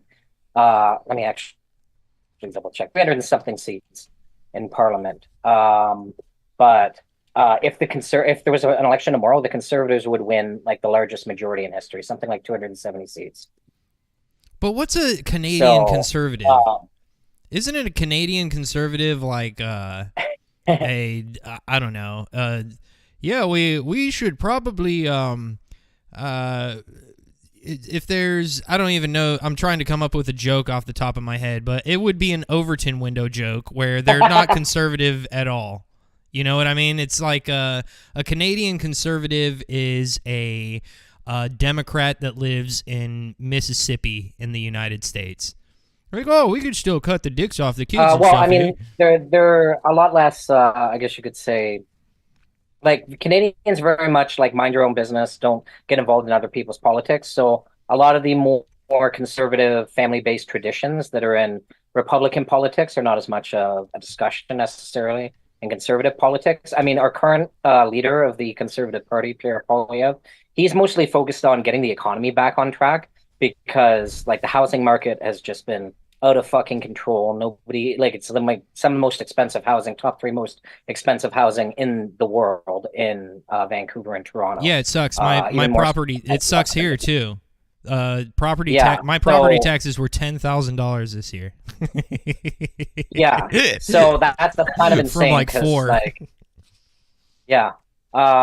So Pierre Poilievre is very much focused on trying to just get the economy back in order. Like Trudeau's flip-flopped so much on domestic energy production, and Trudeau's just like deregulate like all of the additional regulations for business, invite like foreign businesses to invest in the Canadian economy, make it easier to build houses. That's a big thing, is like Trudeau's got a bill that's going to build something like 10,000 houses in the next 10 years, but he wants to let in 500,000 immigrants per year.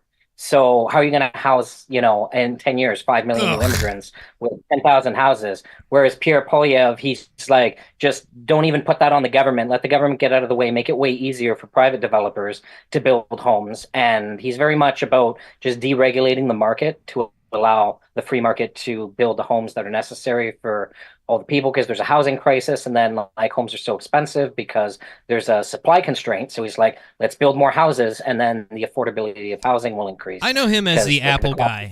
He will always be the apple eating guy to me. Pierre.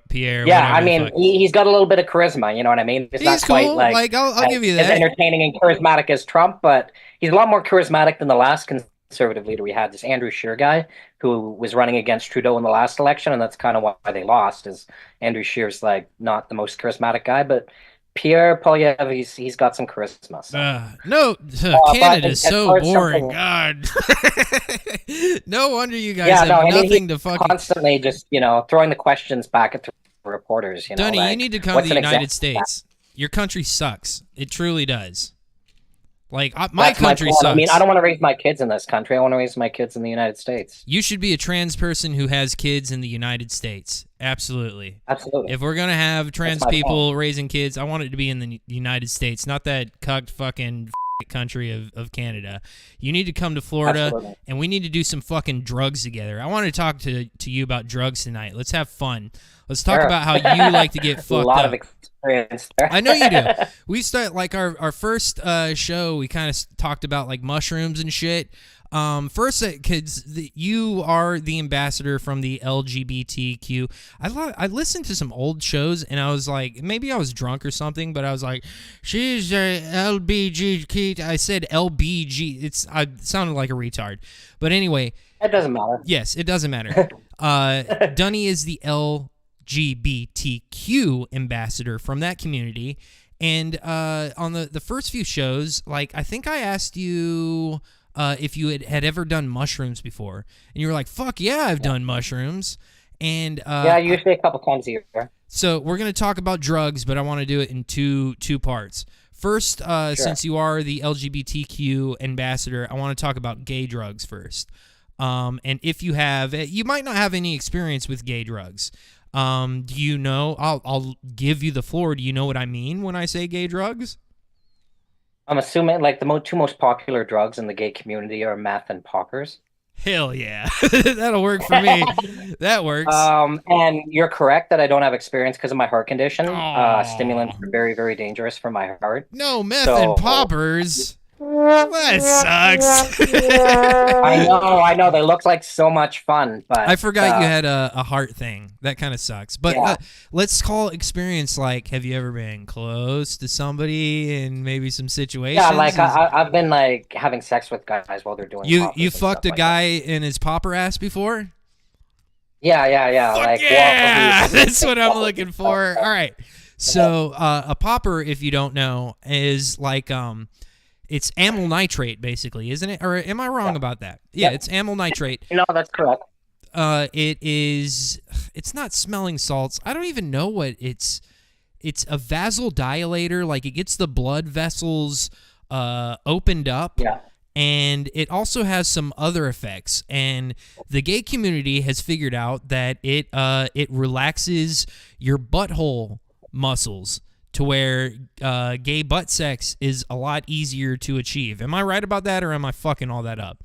I'm surprised I got the amyl nitrate No, thing right. I mean that's all correct. It's also increases the blood flow to your dick, so it makes the orgasm more intense as well. No shit, I didn't know that. It's a vasodilator, increases blood flow everywhere, so the stimulation in the genitals is like greatly increased. All right. Well, you're still the right person to talk to. You seem to know a lot about this. Number one, where do I get it? Can I get it on the internet? Can I order some? I'll do some live on air. I don't know because and see what it does to my dick and my butthole. Myself.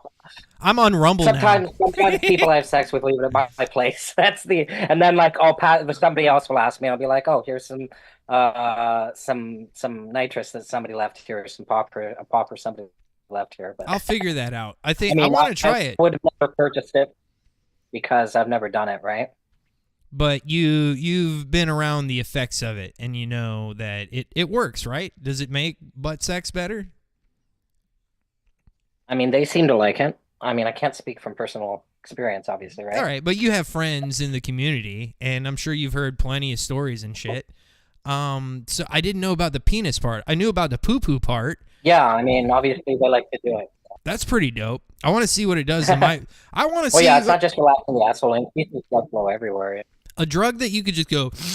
Like, that's pretty cool. And I'll try anything once. I'm not, not... Especially when they're about to orgasm. Anything. I can't come on air or anything like that, obviously. I'm still on YouTube. But did you know that I'm on Rumble now? An entirely new platform. We have roughly I watched your first half, yeah. Yeah, we have twice the listeners that we typically do in YouTube. It's amazing. Yeah, you got like a ton more listeners on Rumble. It's awesome. Yeah, fuck YouTube. And when I say fuck YouTube, look, the Daniel Maxfields, the Ben Garcias, the Angies, the Cody Austins, you guys, we got to go to Rumble. Like, you guys got to get over to Rumble. I know they pulled some shenanigans, but like even YouTube at its best is not as bad as Rumble is at its worst, even though they pulled a little shit on me. Dunny, did you hear my new parody song by chance? Was it the one you were singing at the start about no, it's Alzheimer's? Absolutely not. That's a throwaway piece of shit. That's garbage. Oh, I don't even that like was nice. I kind of like that one. That's to pull some people in, but probably do well with the Rumble audience, to be honest with you. But I came up with a new one. I am still on YouTube. I'm multicasting right now. I can't play it. It's against terms of service on YouTube. I wouldn't anyway because like I don't want to super rehash old content. But give that bitch a listen when you give it a chance. I'll DM it to you and we can talk about it later. So I did notice that screenshot you put up had something about like using the word gay in a way that like it occurred to me an automatic filter might detect that and filter it. So I actually honestly, despite the commentary that you made about Rumble being like wolf in sheep's clothing, I think it was probably just like flagged by. I'm sure they. I never said anything about Rumble being a wolf in sheep's clothing. I disavow. I would never say anything like that. Well, I mean, you said something about like maybe like they're pretending to be an ally, right? Yeah, you're right. I did say that. Either way, my impression actually was that it was probably flagged by an automatic algorithm, because even though Rumble's like pro free speech, we still have like some level of censorship algorithm that they're running. So I expected that it was a little bit of a censorship algorithm, knocked that off, and then they were like fixed because then somebody looked into it manually and uncensored it. But I mean, I do have a bit of a programming background, so I got a bit of a sense of how these algorithms work. So you guys get to know Dunny. I promise you, it was not an algorithmic robot that popped it. I 100% promise you. It was not that. I get the proclivity to think that, and I even had people that are not dummies say like, "Oh, maybe did you use an instrumental? Like, ripped it directly from the copyrighted song?" I reproduced the whole instrumental. That wasn't the deal. I think it was the words you had on the caption. No, it wasn't that. Like, you could do that shit on Rumble. They just demonetize it, which is fine. I never expected it to be monetized. But I'll DM that to you later so you can check it out. But let's get back in the drugs thing. Butt drugs. I'm going to get some butt drugs, and I might do them on air to see if I could get, I don't know. You know, I have an ass doctor who, like, does surgery gastroenterologist or a proctologist? I don't know. No, he's not a gastroenterologist. I think he's just like an asshole surgeon, to be honest. A proctologist. I have to ask him next time I see him. It's like, what exactly is your title? It doesn't say asshole doctor, MD, by his name. When I brought it up to my family doctor, he's like, this is the ass guy. Anything with your ass, this is the guy. He's Indian, isn't he? Is he Indian? Not a gastroenterologist. It's not like he doesn't do digestive stuff. He does butt stuff. You know what I mean? Is he Indian? He does surgery on assholes. That's his thing. Is he Indian? But he gave me this cream that, like, she didn't hear me. It's like a what do you call it? Like, it's like something that would it lowers the blood pressure just like around wherever you use it topically. So that's really good for loosening the asshole up. Oh, that's pretty cool. A topical asshole like loosener. Cream. Yeah, topical. Just like loosens up the asshole. So I've used it on a few partners. They notice the difference. Well, imagine combining that with a popper, like, and then fucking rubbing that stuff on your asshole. You could probably really go to town. Like but you don't. While you're high on Molly too, like that shit's like, you know what the best sex drug is honestly GHB. I've heard that before. You never tried it? I have tried it. I think I was fucking drugged with it though.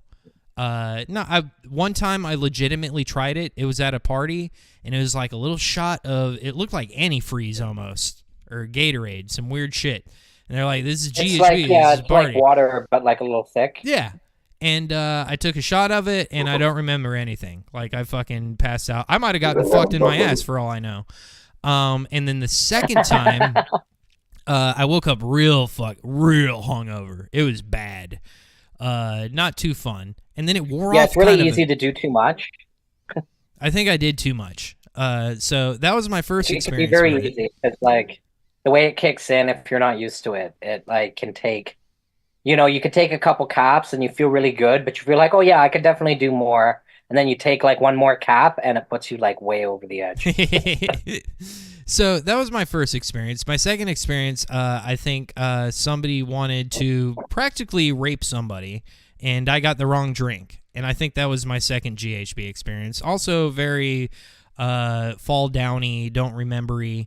And I could be wrong. That might have not been the thing. But I have heard for sure that GHB is a good fucking drug. What I wanted to say, since we're on the topic of fucking drugs, meth is a good one. In a couple hours too, which is also really nice. It's kind of like ketamine, but like a lot nicer. How about mushroom fucking? Have you ever done any mushroom fucking? I know that's a weird one. Time. It could definitely be weird. It's not the first thing I would think of. If you're doing mushrooms with somebody that you're already like on good terms with sexually, then it can be nice, but it can also be really weird. No, I have nothing. I've only done mushroom sex with, I think, one person, pretty much, and it was somebody very, very trusted. I was very involved with them. And it's one of the most lovely experiences I've ever had in my entire life. I think I'm due for one of those. But back to mushrooms. Yeah, for someone like you're fully in love with, like, it's great because, like, if you do psychedelic with somebody that you have a loving relationship with, fuck yeah. I had one of those, and it's hands down the best sex I've ever had in my entire life. Like, it's fucking, it's burned into my memory as the best fucking experience ever. Sex is like a method of spiritual connection is something that I think is awesome as well. Like that's kind of like the real essence of like what tantric sex is about. And there's a lot of sexual practices, especially even going back to the Egyptians. I don't know if you're familiar with this, but you know, like the ankh that often they hold in the sarcophagus. It's like the cross with the Yeah, loop yeah, yeah. on What it. is that? Yeah, so what that is about is the idea of basically building up a whole bunch of sexual energy in the act of sex without coming. And then instead of coming, you would like build up that sexual energy and then onk it back into your body. And this instrument, the onk, was supposed to help with the process of recycling the energy back into your body to make you like more productive, more energetic, more clear of thinking, all of these kinds of Was things. it just So a the straw Egyptians that you suck your cum up with? well, no, it's like that. Like apparently, if you have like a non-ejaculatory orgasm while holding an onk, and you focus on recycling the energy back into your body, then it like holding the onk apparently helps. What if you have But the a Egyptians have lot non-consensual of sexual experience while holding your uncle's dick? which some might say you or me might have gone through since we're having this conversation now. No, that's I find that shit extremely fascinating. Tantric sex and all that kind of stuff, but I know there is some magic in sex because of my mushroom fucking thing. There's a few people in the Rumble chat that are like, mushroom fucking fuck yeah. It is something to behold, but mushrooms, besides the fucking benefits, have you taken what's the biggest dose of psychedelics you've ever taken, and what was that psychedelic? I ate like a single mushroom that was an 11.5 gram mushroom. Ooh, dried? Dried, yeah, it was 11.5 grams dried. Boy. And like it was like really long. Oh, fuck yeah. Like it was about this long, a single mushroom, like a very stalk. And you know those torpedoes from Quiznos? Yeah. Yeah, fit perfectly on a Quiznos torpedo. So you ate it in a torpedo? That's pretty dope. It's yeah, hard to get. It's a pretty long mushroom. They're fucking disgusting. If you could get it down, however you get it down on a torpedo from Quiznos, that'll fucking work. Yeah. I mean, my preferred way now is I'll take whatever amount I want to do. Like usually I'll do like a 5 to 7 grams is a nice. I don't like to do like pussy doses, but like I don't either. I like a good 5 grams, and then I'll grind it up and I'll mix it up with some like lemon juice, and then I'll shoot it back because apparently they call this like lemon extraction, even though nothing's getting extracted. But the lemon, yes, the acid, the citric acid, starts to break down the psilocybin, and what ends up happening is that it comes on a lot faster because it's already started to pre-digest, and it's like a more concentrated form of the high, so it doesn't last quite as long, but it's more intense and it comes on faster. Yeah, I agree. Plus, I think you're right. Lemon juice covers it up like really well. So I think the lemon the chemistry behind it is the lemon juice facilitates the conversion from psilocybin to psilocin, which is the real deal after your tummy turns it into that, and it kind of makes that transition a little bit easier. Yeah. But what I wanted to ask you about, like, these are 5-7 grams. Those are real fucking big girl doses, and what's it like? Like, I've asked you in the past, like, you're perfectly happy as a biologically born male into what you prefer to be construed as a female at times. Yeah, I think from what I've gauged from you, you could kind of swish back and forth here and there. I know I typically refer to you as she, but as far as pronouns go, and all you Rumble motherfuckers just tuning in, here is a point where I run my new audience off. First of all, I'm having a transgendered person on, so if you're a Rumble boomer that is too right-wing and you hate this, you could go fuck yourself. I'm never changing my content. And Dunny is my friend, and I refer to her as her, not because she asked me to. She never asked me to once. Not once. In fact, to the contrary, she was like, call me whatever the fuck you want. I don't care. But because she was nothing but cool and fucking nice to me ever since we first ever interacted. So I go with my gut feelings. I go with the truth. And my truth is, here's my truth. I know that's pretty fucking gay to say, my truth. But if Dunny identifies as trans and I like her, I'm going to call her her. And I've become rather used to it. So if you don't like it, suck my dick. I don't fucking care. She puts forth effort for this show. She gets gussied up for me every time we've done it. She takes time out of her night, and we always have awesome conversations. Why wouldn't I call her she? It's fun. I like it. It's a break from the norm, and I dig it. But that's a quick pronouns aside. But when you and my whole take on that was what I said was, like, I don't care what pronouns people refer to me as. If somebody calls me she, I take that as a compliment, and I think that's why you're like, I compliment you out of respect. So I think that's the only reason why you're calling me she is like, I like, it really makes no difference to me.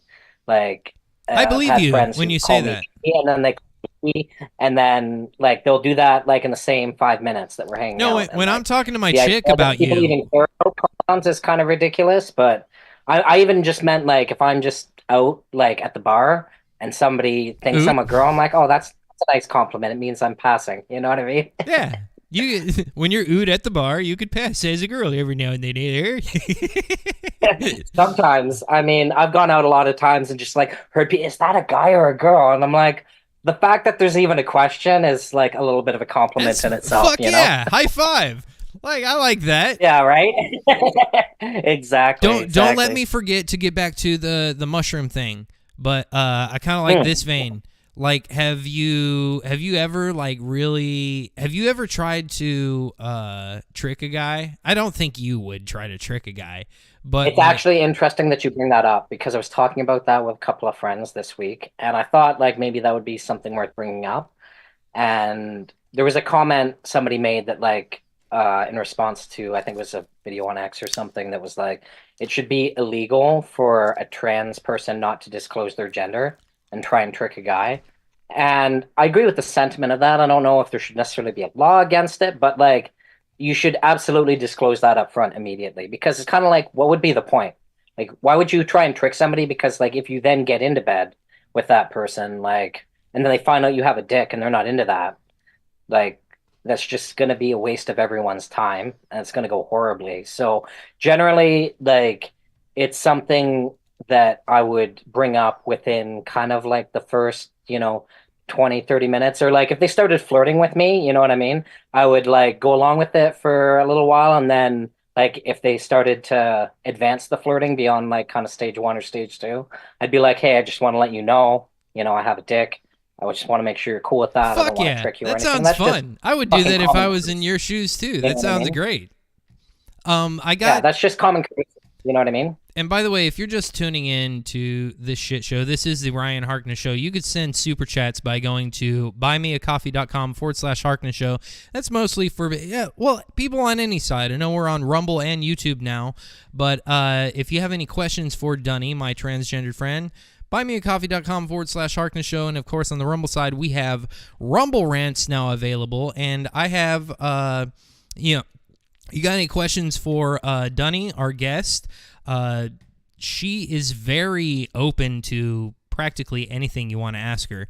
And we have one from Avon626 here. Doink, doink, doink, for $5. Hey, transsexual person, I found a mushroom in my sister's backyard and dried it.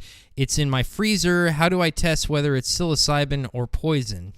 Can you answer that, Dunny? Oh. Without legal ramifications? Yeah. First piece of advice, if you're not an expert forager, never eat any mushrooms. Don't do it. Found in the wild. Second, a little bit is like, generally, if a mushroom grows in the ground, it's probably poisonous. If it grows on a log, there's a greater chance that it might be more edible. But if it grew out of the ground, there's a very high chance that it's poisonous most of the time. And I mean, unless you see, the only mushroom that I would ever consider taking a risk on if found in the wild is an Amanita muscaria, because there aren't really very many poisonous lookalikes, except for the exact opposite. So Amanita muscaria is red with white spots. There is one mushroom that is white with red spots, which is very poisonous. Never do that one. But there are not really any poisonous lookalikes to the Amanita muscaria, which is red with white spots. But otherwise, I would never take a chance on a wild mushroom. Just don't. If you don't know what you're doing, don't take it. Do it. I have Yeah. years and years. Only eat mushrooms that were foraged if you're with a mushroom foraging expert. Oh, by the way, do you know a Manzi on the YouTube side, Dunny?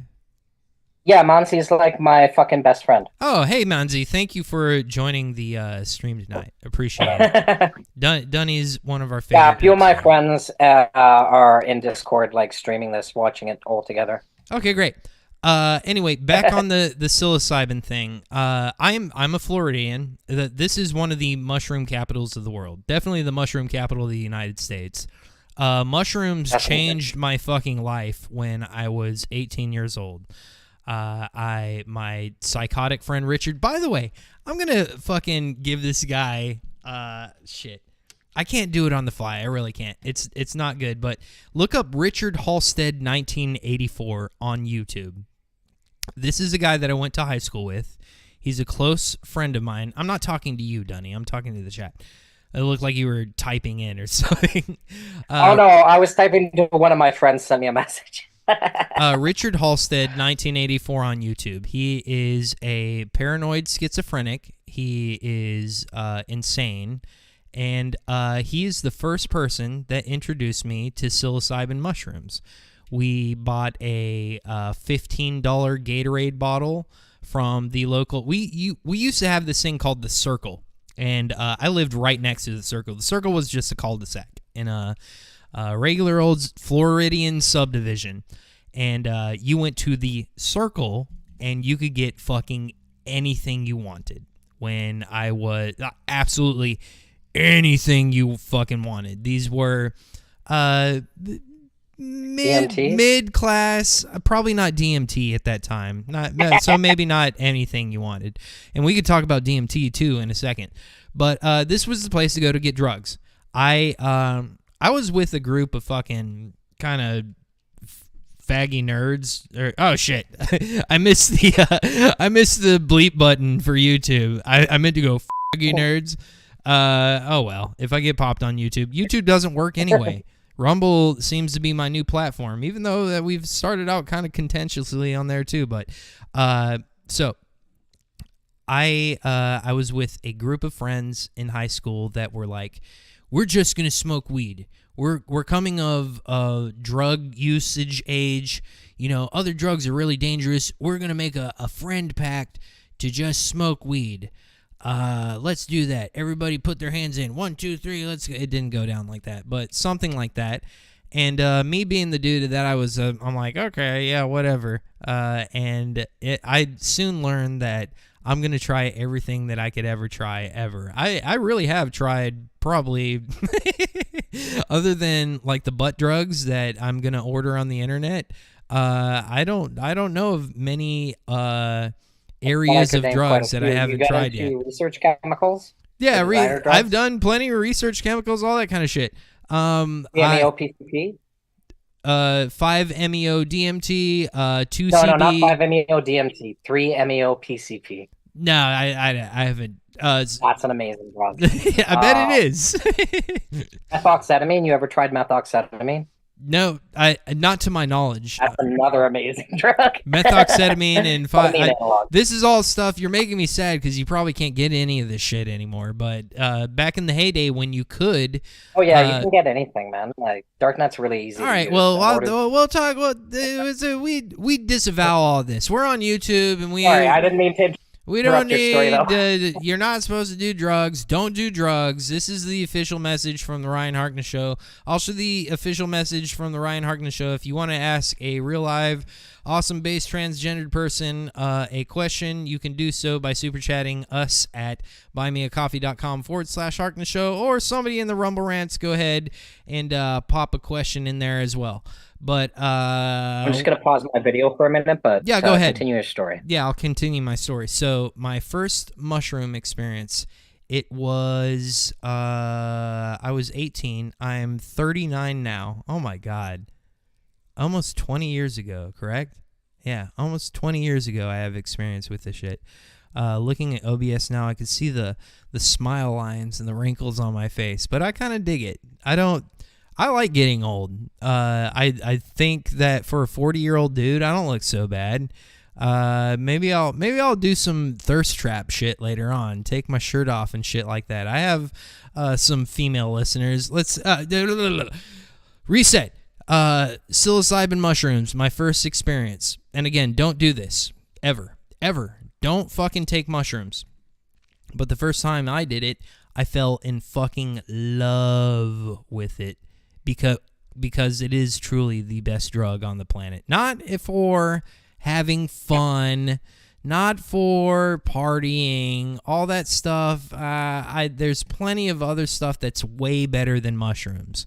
But why I love mushrooms so much is if you take it at the right dose, in the right situation, is psilocybin mushrooms, and other things too, can slap you in the face with the most raw fucking form of reality that the human brain can process. Some might say that is reminiscent of God and God's word. I might echo that message. But I got a taste of that when I was a young fucking little spry nigga at 18 years old. And I fell in fucking love with it. And it's different, if you've never fucked with this shit, don't take any of my words seriously. But this is just my story. So, 18 years old, I have a group of fucking really lame, I didn't know at the time, but friends that we're like, oh, we're going to make this pact where we don't do any fucking drugs other than weed. Weed's fine. This is, early 2000s kids. That's what I am. Gene Co. Jeans, listening to Korn and Limp Bizkit, all that kind of bullshit. And they subscribed to that. I was like, no, I want to try some of this other shit. So my schizophrenic friend, Richard, at Richard Halstead 1984 on YouTube, check out his fucking videos. It's amazing. I'm gonna play him on here. Actually, let me make a note. Don't somebody fucking DM me, super chat me, something. Remember to go over Richard Halstead's content because it is a fucking gem, and I need to remember that. So me and Richard, people know that when me and Richard got together, it was kind of a problem for reasons that I'm about to explain. We copped a $15, maybe $20 bottle of black Gatorade. It was a Gatorade bottle, one of the little, 20-ounce bottles. It was completely blackish purple. And we knew it was mushrooms. And they were like, wait, before you buy this, do not under any circumstances drink this whole thing. This is the funkiest fucking brew ever. Don't drink it all. If one of you is going to take this, don't drink it all. Split it with multiple people. And we're like, oh, okay. Both people, brand fresh fucking new to psilocybin. We hooked up with somebody, another buddy, and we each drank a third of it. My God. My first psilocybin experience was one of the most life-changing, beautiful, eye-opening, fucking ridiculous experiences of my life. After 20 years or so of experience with this shit, I would have to say that was a 12-gram dose. 12, 11, something like that of dried psilocybin mushroom equivalent. It was funky funk brew. And I had a trip that changed my life forever and got me kind of fucking obsessed with the whole thing after that. And I disavowed my friends because I didn't like them anymore. I liked them, but only to an extent because they were now normies, and the word normie just then entered my lexicon. I was introduced to a whole new set of fucking, God, I don't know, truths, circumstances that to this day I still hold as some of the most important information that I've ever garnered, and I've experimented with it several times since then, and it always brings me back to the same place when I take a really nasty dose. And what I wanted to ask Dunny was, what is it like being smacked in the face with the truth as psilocybin does as a trans person? I mean, it's I wouldn't say it's any different necessarily as a trans man.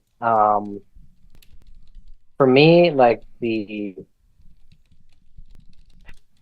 big thing for me doing large doses of psychedelic drugs is there's often a period of having to deal with some internal demons. And if you have good friends around you and good tools to deal with that, then coming through it on the other side is often extremely beneficial.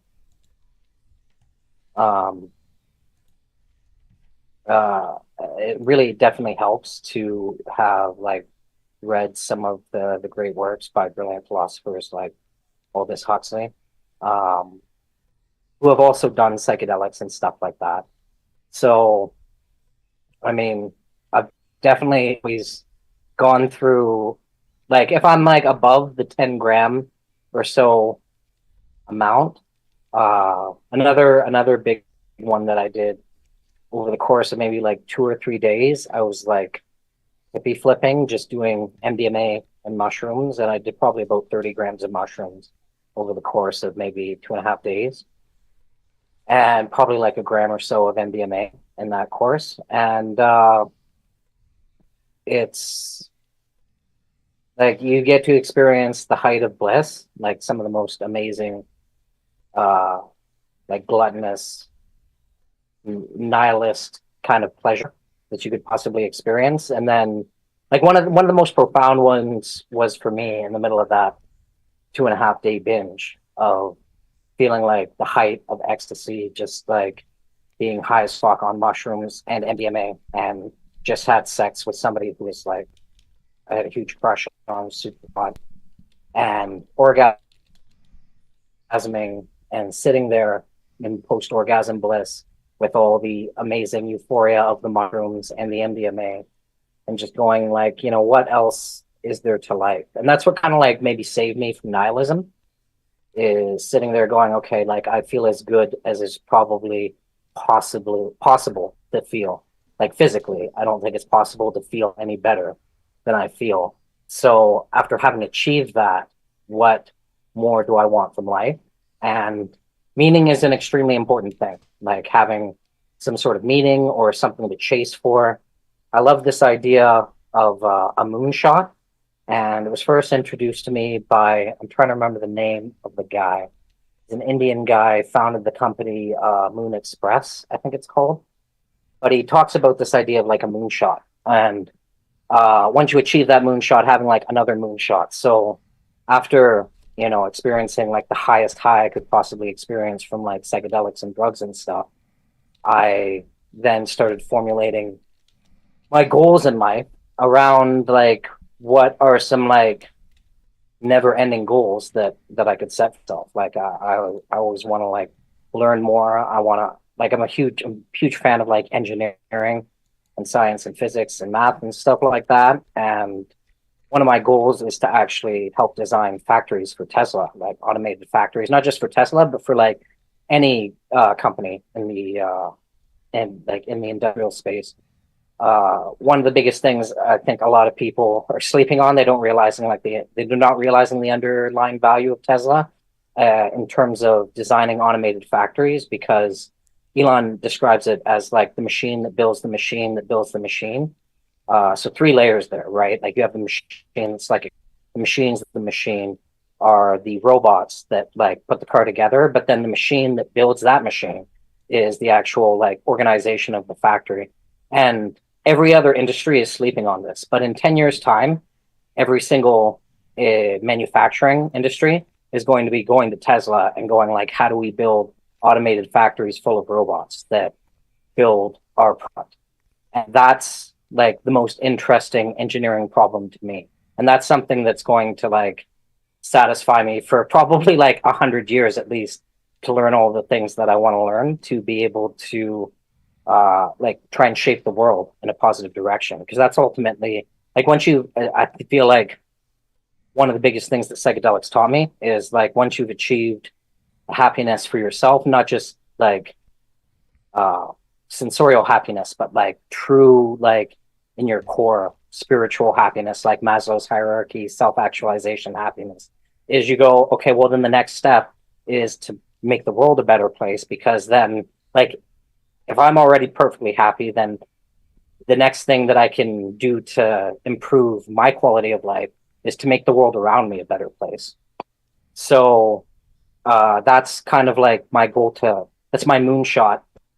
You've nailed down Maslow before to where you're like, I'm ready for the next step. I have this whole pyramid. I'm gonna fucking go on to everybody else. You've done that?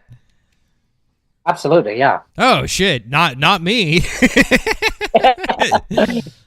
Well, I mean that's part of one of the things why I feel like I have something to offer in terms of speaking on behalf of the trans community in a way, not speaking for the trans community. Nobody delegated me. I'm a representative of the trans community, but as somebody who, you know, has these lifestyle choices, I can say that it's not about like trying to solve some internal conflict, which a lot of people are. And I think if you like this, and this goes back to my sister, who was also trans, for a lot of your new listeners, my sister was trans. She had the surgery and everything. She's passed away, but she died kind of like really depressed because she never dealt with her internal issues, and she felt like getting the surgery and becoming like a woman, not even becoming a woman physically, but like having her penis and balls chopped off and having an artificial vagina would like solve her internal issues. But they obviously didn't, because she was looking to solve that. Whereas me, I don't do this because it's like trying to solve any kind of internal issue. I do it because I just enjoy it. I enjoy, you know, the aesthetics of looking feminine. I'm attracted to guys who are feminine or trans women. And so I just want to do this because this is what I find like beautiful and attractive. But I'm not trying to solve an internal conflict, because I already solved that through doing psychedelics. I already figured out like my shit in that way. So I'm chasing other things. And, you know, being trans is just something that I enjoy. So let's move into DMT. I know you talked about that earlier. Yep. I am on YouTube, obviously. I'm not trying to be a complete faggot here and obfuscate the obvious, like some people like to do to me on this show when I'm streaming on their platform for the first time. But, you know, the reason that I could do the same show on YouTube as I do on Rumble is because I know how to word things a certain way. I have a generous stock of Cheetos in my house because I think Cheetos are the most important snack food that you could possibly ever eat. And, you know, there's other different types of snack foods. You got Funyuns. Let's say mushrooms are kind of like Funyuns. But Cheetos are the fucking epitome of snack food. See, I just did it there. I just kind of said that I made a correlation, maybe true or not, that I'm making a correlation between snack foods and illicit drugs that you can't talk about on YouTube, that Cheetos are kind of like, you know, fucking mushrooms, or DMT, and Funyuns are kind of like mushrooms, that kind of shit.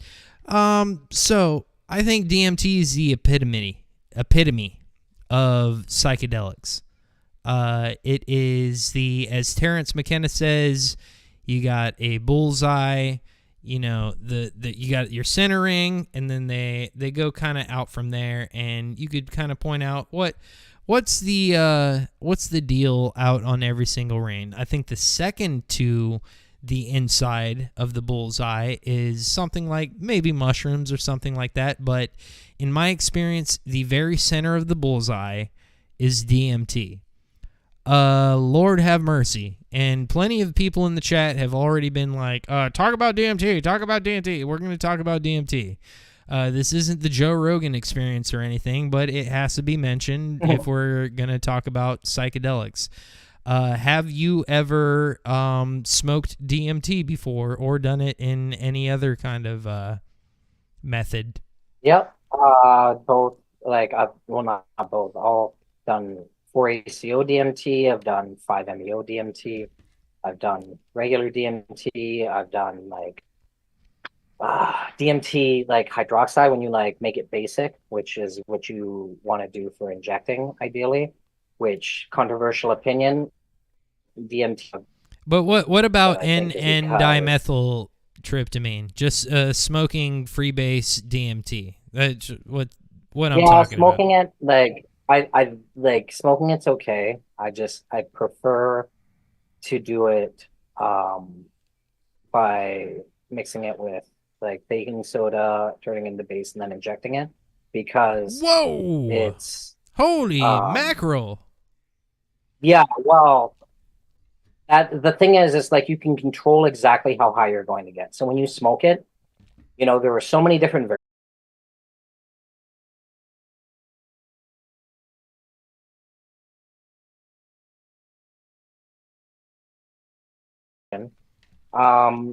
one thing I want to say with regards to that kind of analogy or that image you were drawing with DMT being the bullseye and then mushrooms being the outer circle, I feel like so I think about like 5 main psychedelics, right? You have like DMT, mushrooms, acid, salvia, and what's the other one? Dunny, hold on just 1 second. The Rumble stream.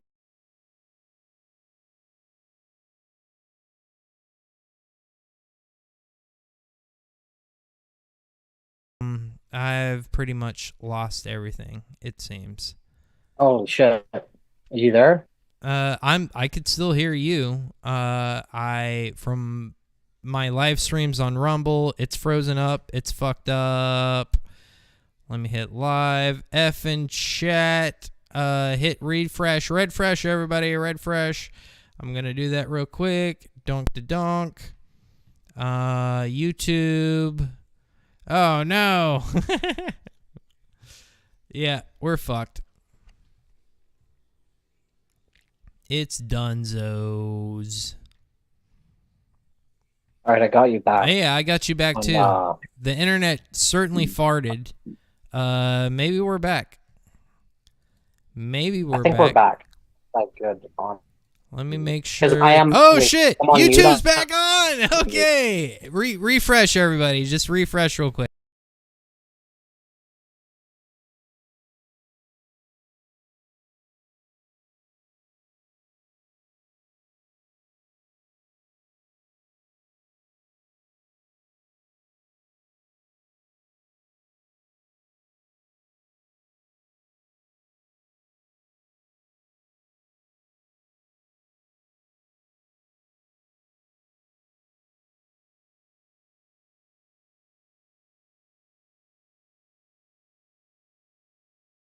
Talking about DMT and then shut it down. I think my internet farted and probably fucked the YouTube stream. But you know what?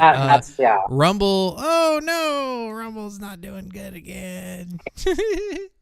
Okay, yeah. So YouTube is live. Rumble is giving me green. Yep, that green shit. Green's just pulled up. Well, we might be fucked. I don't know. I think it's farting in and out. I just got. It's frozen, but I think it's all right. I'm getting Rumble. I'm getting YouTube. I'm seeing in the chat that we're back and I'm seeing both. Oh well, this is what happens, I'm seeing especially both. with I'm seeing both too. Oh shit, I think we might be back. All right, fuck it, let's go with it, and pretend that we're I think we're completely back. So what I was gonna say was, five major different kinds of psychedelic experience like that I've had, and it's not that I would say like one is like the bullseye and like compare them in that objective way. I think they all have different elements to offer, right? So you have mescaline, which is from peyote. You have salvia, which is just fucked, but you know it's this thing. You have LSD, and then you have mushrooms, and then you have DMT.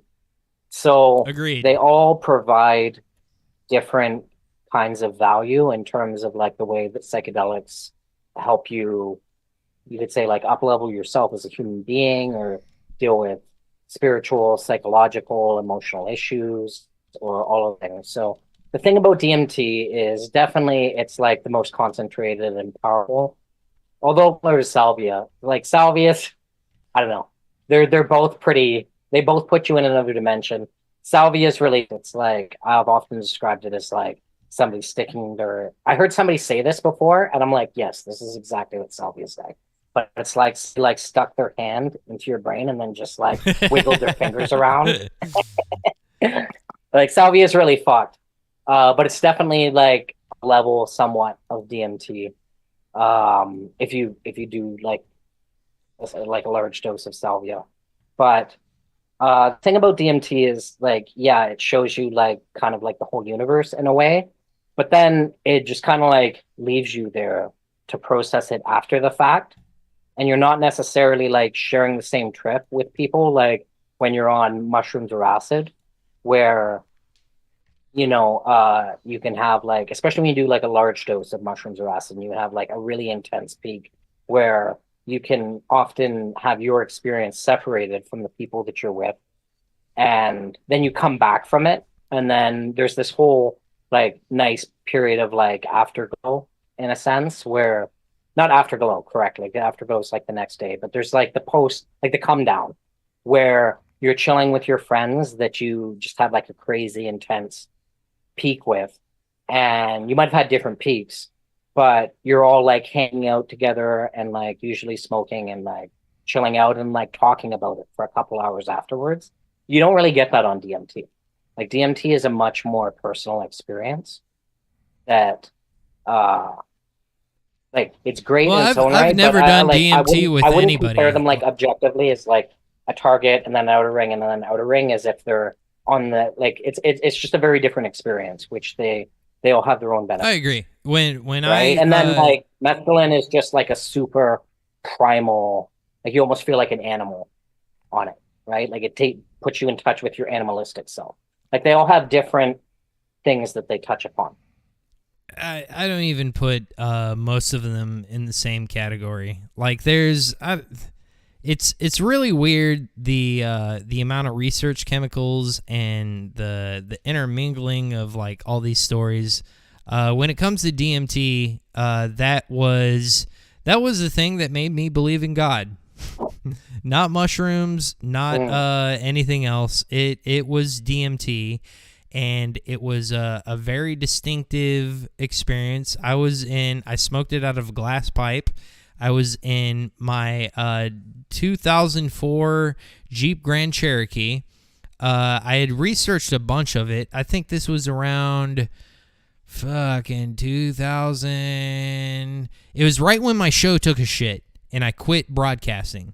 So this had to be 2015, I think. I would say 2015.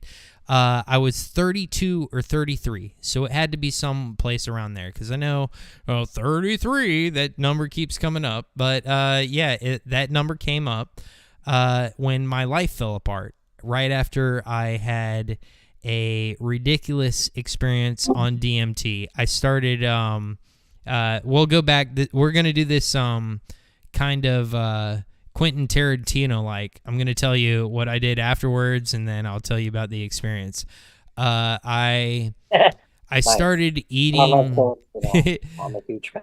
I started eating good food, which I had never done ever. I started working out every single day. It was the kind of things that you do when you actually value your life for the first time. That was what that experience put me through. I didn't know, because I'm a retard. I really am. I think I was, how old was I in 2015? You could do the math. I'm 30. I can't do it right now. I'm 39 now, in 2024. However old I was. Would have been 30. Yes. I was that at 33, 30, right? 31. Yep.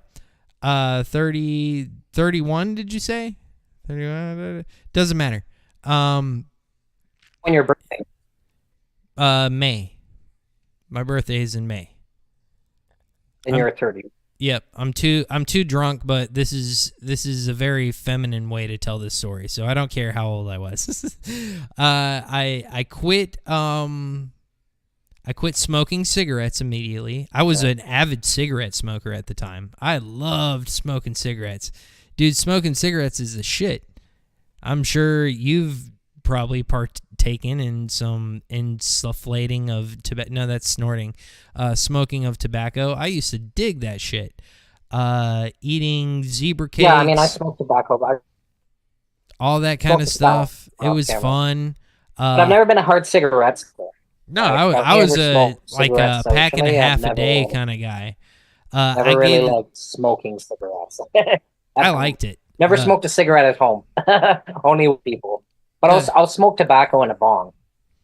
I gave it all up in an instant Without after that weed. night. And I don't know what it was. It was well, I do know what it was. I figured out that Dog on DMT. not only can you see things in, we're here in 3 dimensions. We got X, Y, Z, all that kind of the axes. I saw that split apart into maybe 14 different parts, and I tumbled through it and came out the other side out of the most beautiful and terrifying out-of-body experience that I've ever had. And there was a definite message behind it. There was a definite message. And the same one that if I was to take a big fat fucking load of mushrooms today, it would be the same message that you're fucking up right now, that you've been given a gift by God to have consciousness and be one of those sperms that met with the egg, and everything has resulted in human consciousness right now, and you are not living up to your full potential. That's always my resentment when it comes to psychedelics, is not living up to your full potential. And I got a massive dose of that that one time in my, and I remember the there's a little lighting fixture on a Jeep Grand Cherokee circa 2004. It looks like an Aztec I don't know, hieroglyph or something like that. And it looked at me, and that's kind of what kicked it all off. And I remember waking up the next day a different person. It's something that you can't really put into words.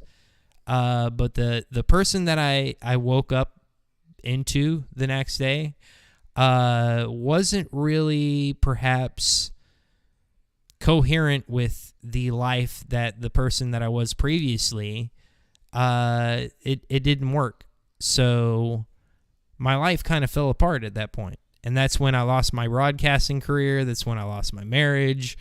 All the while, like months after that, like I was on an upward trajectory of health and well-being and all that shit. But everything else that I had let go was, I don't know, kind of maybe I had been sticking around in situations that I was poisoning myself with on multiple levels. So to an extent, I know if you haven't been there, you can't really fucking hear some douchebag like me on a podcast or even Dunny put it into words, but it it transformed my trajectory in my life into something that is far better now. And I haven't done it in so long that, and I have so much experience with it, I tend to get sick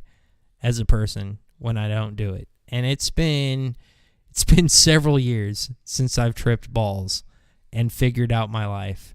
And I'm not... You mean sick physically or spiritually? Say that again, I'm sorry? You mean sick spiritually or physically? More spiritually than physically. Like, I'm, to an extent, physically, but more so spiritually. There's some things that I know that I haven't addressed that need addressing, and it's gonna hurt. And psychedelics kind of fucking knock that fucking thing out of the park, reliably every single time that I do them. So I'm scared to do it. Well, they definitely help you reorient yourself. You know what I mean? Like, I think this is something I say very often to people I know who will do psychedelics to try and kind of enlighten themselves in some way.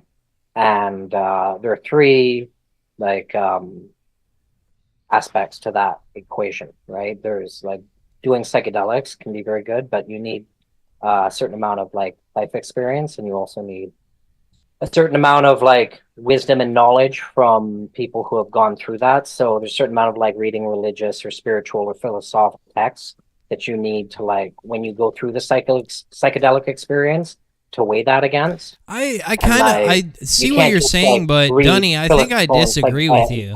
And then do psychedelics. You also need to. I don't think you need to like. But then whenever one of them is kind of out of balance, like if you've gone 3 or 4 years, you haven't had a psychedelic experience, then you're too much on the life experience, and you need to like maybe do some psychedelics to like re-coordinate all of those three aspects of your life experience with your conceptual ideas, with that psychedelic element that helps you coordinate the two, right? I see what you're saying, but I don't think you need to read Aldous Huxley or Terence McKenna or any of the greats to get the native existing thing that you just get, because like nobody in Peru who's like drinking ayahuasca and shit, and the people that have been doing that for thousands of years, like they didn't have Aldous Huxley and shit like that. They don't have these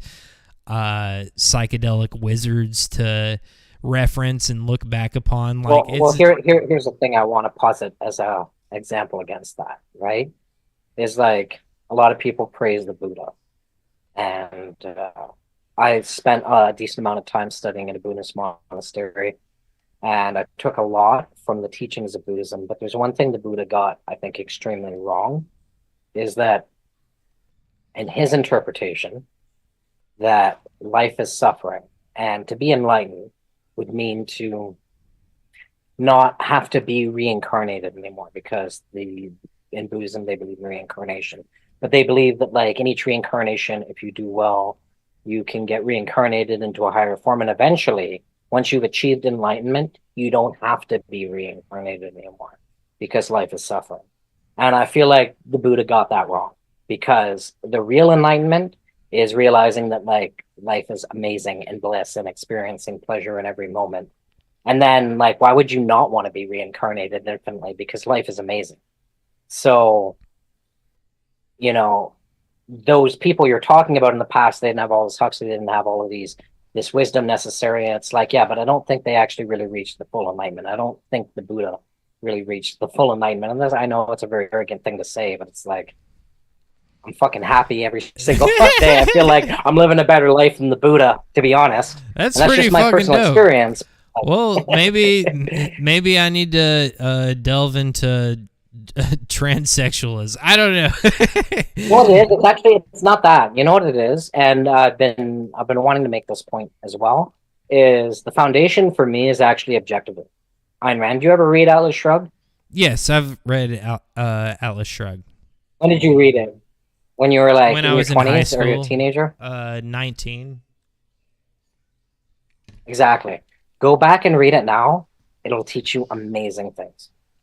Because like that's what everything for me is weighed against. It's like you talk about DMT, seeing God, and I've listened to that, and I thought to myself, because there's one thing I discovered like maybe 5 or 10 years ago, talking to my mom. She's a poor Christian, and at the time I was like a pretty hardcore atheist, and I don't know how to describe myself now, like half semi-atheist, semi-agnostic, but whatever. At the time, she was like, I experienced Jesus Christ. How do you know that what I experienced is not Jesus Christ? Because if you didn't live my body, there's no way you could ever know that it wasn't Jesus. And I was like, you know what? You're right. I could never know that. So when you say that like you did DMT and you felt God, all I can say is like I've never experienced that. I cannot discount that experience in any way. But I've also had those similar like levels of psychedelic experience, and when you were talking about it, I questioned to myself, why didn't I necessarily like see God? Why did I see what I saw? And I'm grounded by my personal belief in objectivism, the ideas that Ayn Rand posits and Atlas Shrugged and stuff like that. It's like, to me, like there is just this objective reality that humans are gods.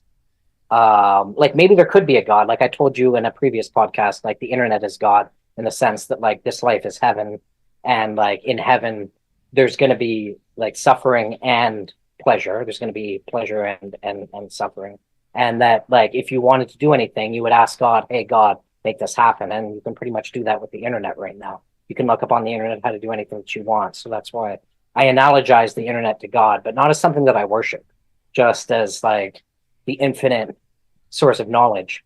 But to me, like humans are the ultimate gods. Like this world is our playground. This life is our playground. So same reason I don't want to be. I don't care how many times I get reincarnated if I do get reincarnated, but I don't think it's suffering. It's like life is infinite opportunity, and that's why I don't feel like I need God. And maybe people see God if they need God,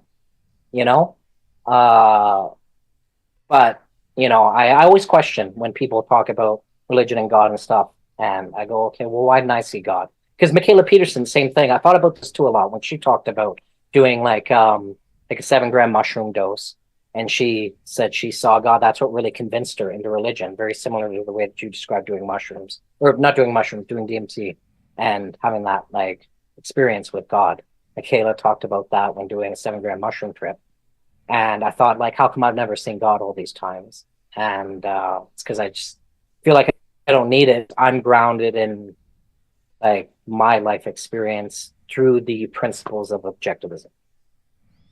I get what you're saying, but that could also lead down the path of, I don't know. That sounds like Satanism to me.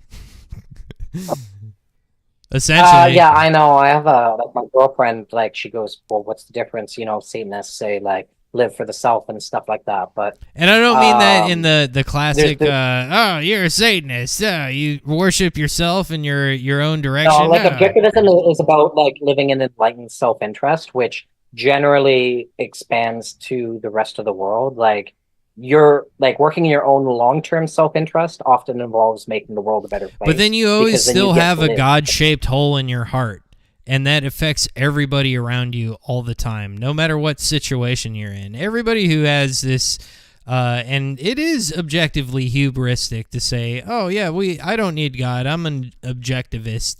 I got it all figured out. I have the whole fucking dance of the universe kind of fucking under my belt here. I got it all figured out. Doesn't that sound like a little bit? Absolutely. I agree with you, and like I'm open to having it disproven, but it's been like 10 years now where I've been testing that against every other philosophy that people have thrown at me, and I'm like, this is still working better. But it's also 10 years of a monkey dressing up like a woman. A perfectly happy and enlightened monkey. Yeah, that's good. If it works for you, I'm not telling you to fucking do anything else. Absolutely not. But so, like, if you have a God-sized hole, God-shaped hole in your heart, right? I like that's why I was saying it's like, okay, well, why haven't I don't mean you specifically, by the way. I think everybody does. Why haven't I had that experience, right? And it's like, okay, well, maybe the hole isn't there. And then, anyone I know who is a follower of objectivism, they don't have that hole. And then everyone who does have that hole, I keep encouraging them, like, read Atlas Shrugged as an adult now. Like, go reread Atlas, see if you still have the hole. after you reread it. Well, I'll read Atlas Shrugged again. But please, like, honestly, I swear to God, I distribute them like Bibles. Like, people who go to door to door, giving people Bibles out. I keep like 10 copies of Atlas Shrugged on hand, and anytime you realize like people hand out copies of like, I have a copy of Atlas Shrugged in my trunk. Here, take a copy. If you're interested, if you're willing to read Chicken Soup it, for the Soul and 10 habits of people that manipulate other people books written again and again, and like, there's a lot of successful objectivists. There's people that you got to watch out when you're like, oh, this is the best book ever, and you just start throwing them at people. Like, that's when you got to think, like, maybe I should turn my objective lens towards the book. But I got to move on, Dunny. I got a lot of shit to go on tonight, and you've been great tonight, and I thank you for it. And am I going to see you 2 weeks from now? Yeah, that would be great. All right, thank you for coming on tonight. Keep it moving, as my car dealer likes to say. And I'm going to put, you got anything to plug or anything like that? I never ask you that, but you usually don't. And I'm going to plug your Twitter later. I mean, yeah, I'm not active on social media. I don't have anything to plug. There was, like, a couple of things that, you know what, there's one thing I would like to draw attention to, that if somebody can try and, I don't know, inspire the 4chan community to troll this person or get them put in jail, something, sorry to end this on a bit of a negative note. There's this teacher at York University, which is near me, and I don't know if anyone heard about this story or not. This guy, I think his name's like Michael Sapita or something like that. He's a teacher at university, and he's been competing in swimming competitions with 13 to 15-year-old girls because he says he identifies. I heard about that shit. Girl. Yeah, I heard something about that. I don't remember where it was. This is right in my back. It was in Canada, all over. Like, this guy, like, the university is 20 minutes from me. Some of the like the videos that they competed and swam are like 5 minutes away from me.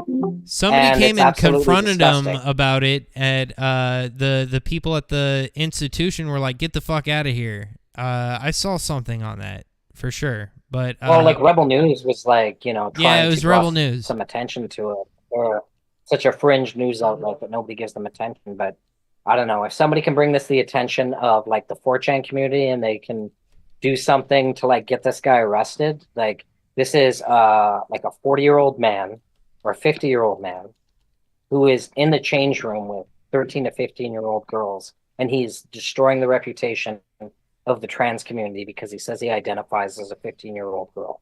Well, that's why I like to have you on, because probably people in this chat room currently have certain presuppositions about all trans people, and just from talking to you, I think for me personally, you've broken most of them, and that's why I like talking to you.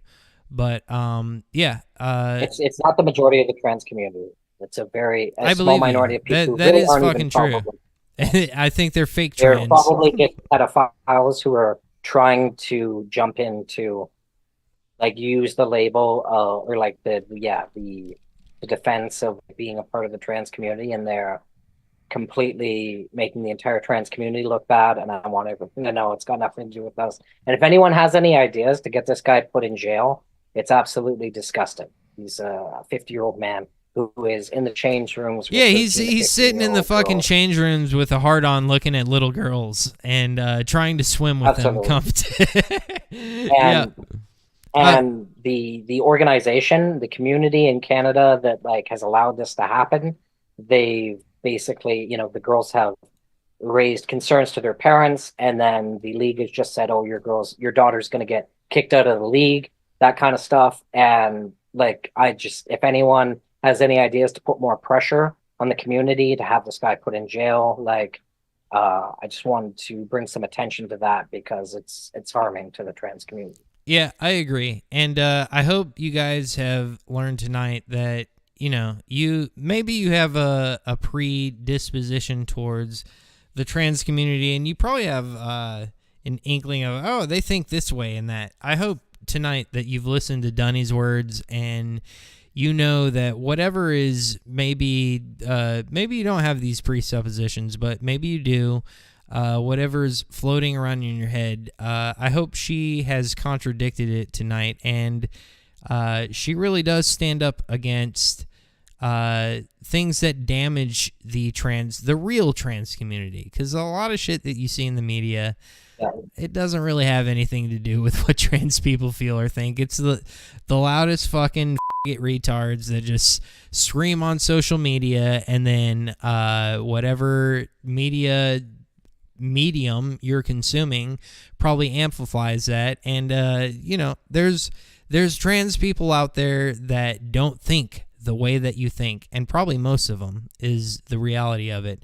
And that's why I have Dunny on this show. If you see somebody who's like identifies as non-binary, ignore that person. If you see somebody who identifies as like a trans woman or a femboy or something like that, try talking to them, and you'll realize they mostly share the same opinions. They don't think any of this stuff should be pushed on children.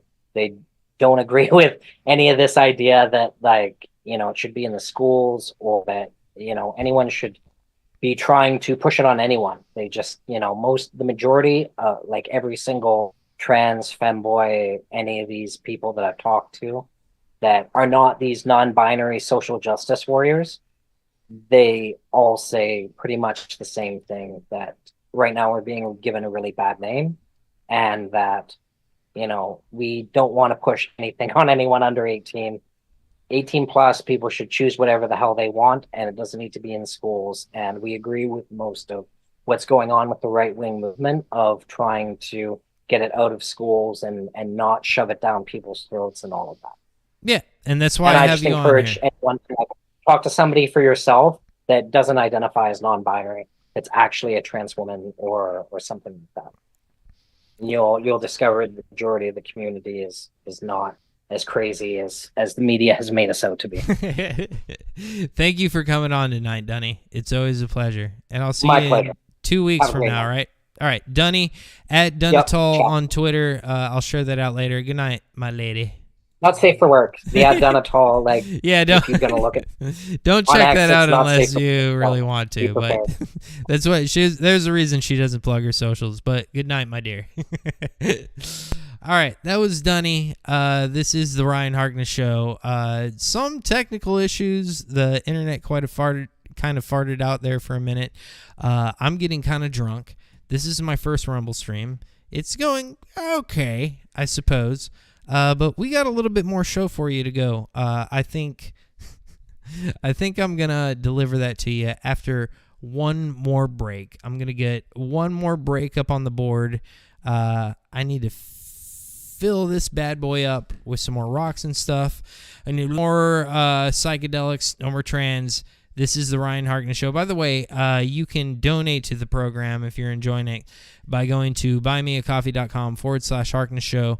Let me check the Rumble chat if I can, and that forum as well, to see if anything came in. One thing that I don't want to do is miss any of that stuff. Doink. On the Rumble side, we got Nathan, but good to see that the chat is still going. And where is my email? Doink. Oh, somebody bought 3 coffees. All righty here. We need to figure this out. It seems that somebody, I like that too. That's the way that Buy Me a Coffee does. It goes, somebody just bought 3 coffees. Yeah, you want to figure that out? That is a pimp ass nigga that just laid down $15. Thank you to somebody that donated $15 to the program.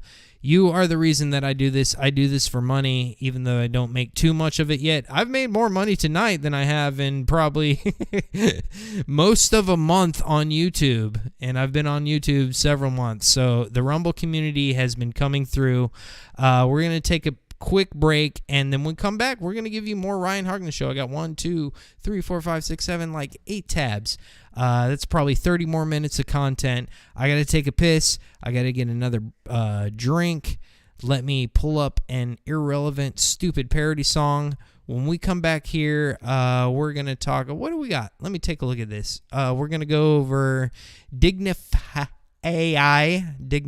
which is a genius fucking name for dignifying AI. We got a complete fucking on an airplane. We got a fart gun. We got somebody that got choked out by a snake. We got something. We got Black History Month. It's Black History Month, everybody. We got to talk about that. We got a lot of shit. We got people kissing walls and wearing little hats, all that kind of shit, and more when we come back right here on the Ryan Harkness Show. By the way, this is a fully listener-supported program. Thank you for everybody on the very first listener Rumble stream donating via Rumble Rants. Thank you, Yvonne and Kakusa and everybody on that side. And thank you, somebody who just donated $15. But you could donate just like somebody at buymeacoffee.com/Harkness Show. We got to take a quick break. When I come back, second break, last 30 minutes, we're going to get back to all that shit. This is the Ryan Harkness Show. Do. What should we do? Dildo song for the new folks. See you in a sec. I want to open up Mike's Dildo City, okay? And I'm going to put it right next to Fat Diane Ernst's place. And I'm going to, and you know what? I might even give her competition in the thrift side. I'm going to sell used dildos. How do you like that? I got a whole section of used dildos. You could be the next Dan's Fan City. Oh, absolutely. Set with dildos. Absolutely. Yeah. And the simple fact that I'm recycling and having a used dildo section will put me on environmental maps everywhere. Revolution. Going green. You could actually have your ceiling fans made out of dildos. Yeah, that would be awesome. Come on down to Max Hughes Dildo City where your ass gets streamed and you save $350. Take one of our used dildos home, yeah. Come on down to Max Hughes Dildo City, we clean the butt plugs so they are no shitty. Take one of our used dildos home, yeah.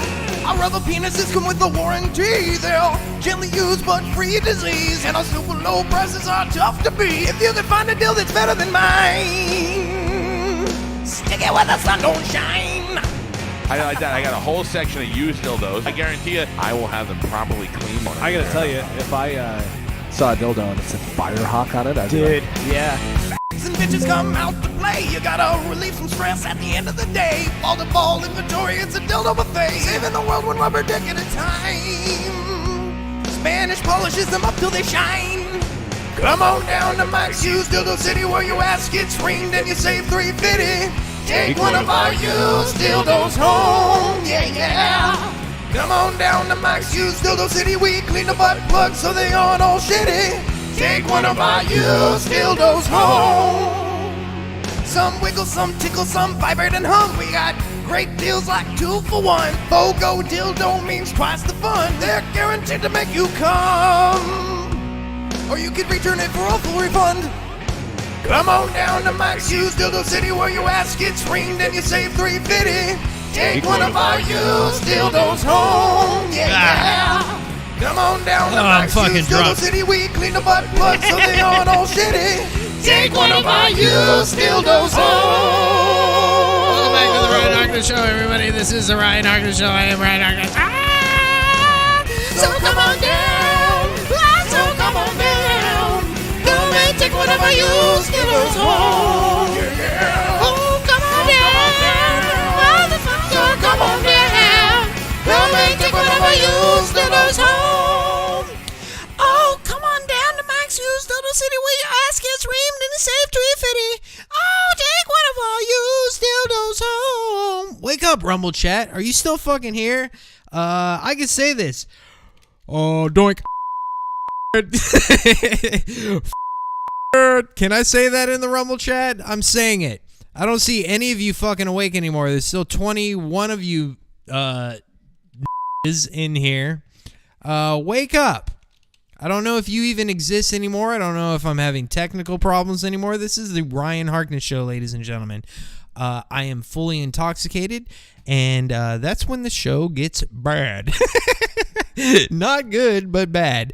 And we're going to wrap this fucking thing up with a little bit of content that I have left. You know, Dunny, I haven't seen Dunny in over a month. We had January, which is right after the holidays, so I had to skip a Dunny week. And what else? There's something after that. Dunny had some kind of emergency. It's been over a month since I've had Dunny on. And Dunny gets she gets winded, and I tried to temper that.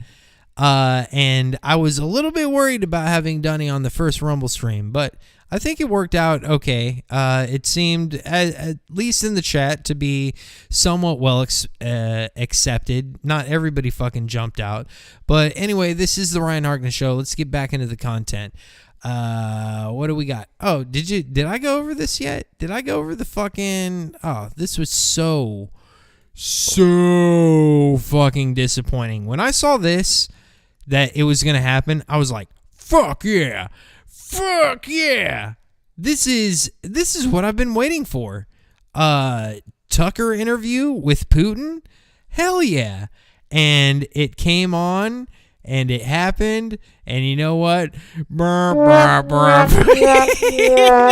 It was dog shit. Oh my god. One of the fucking most disappointing fucking things I've ever seen was this thank you, Cody Austin, with a in the chat on the Rumble side. That's what I need to see. a from Marjorie.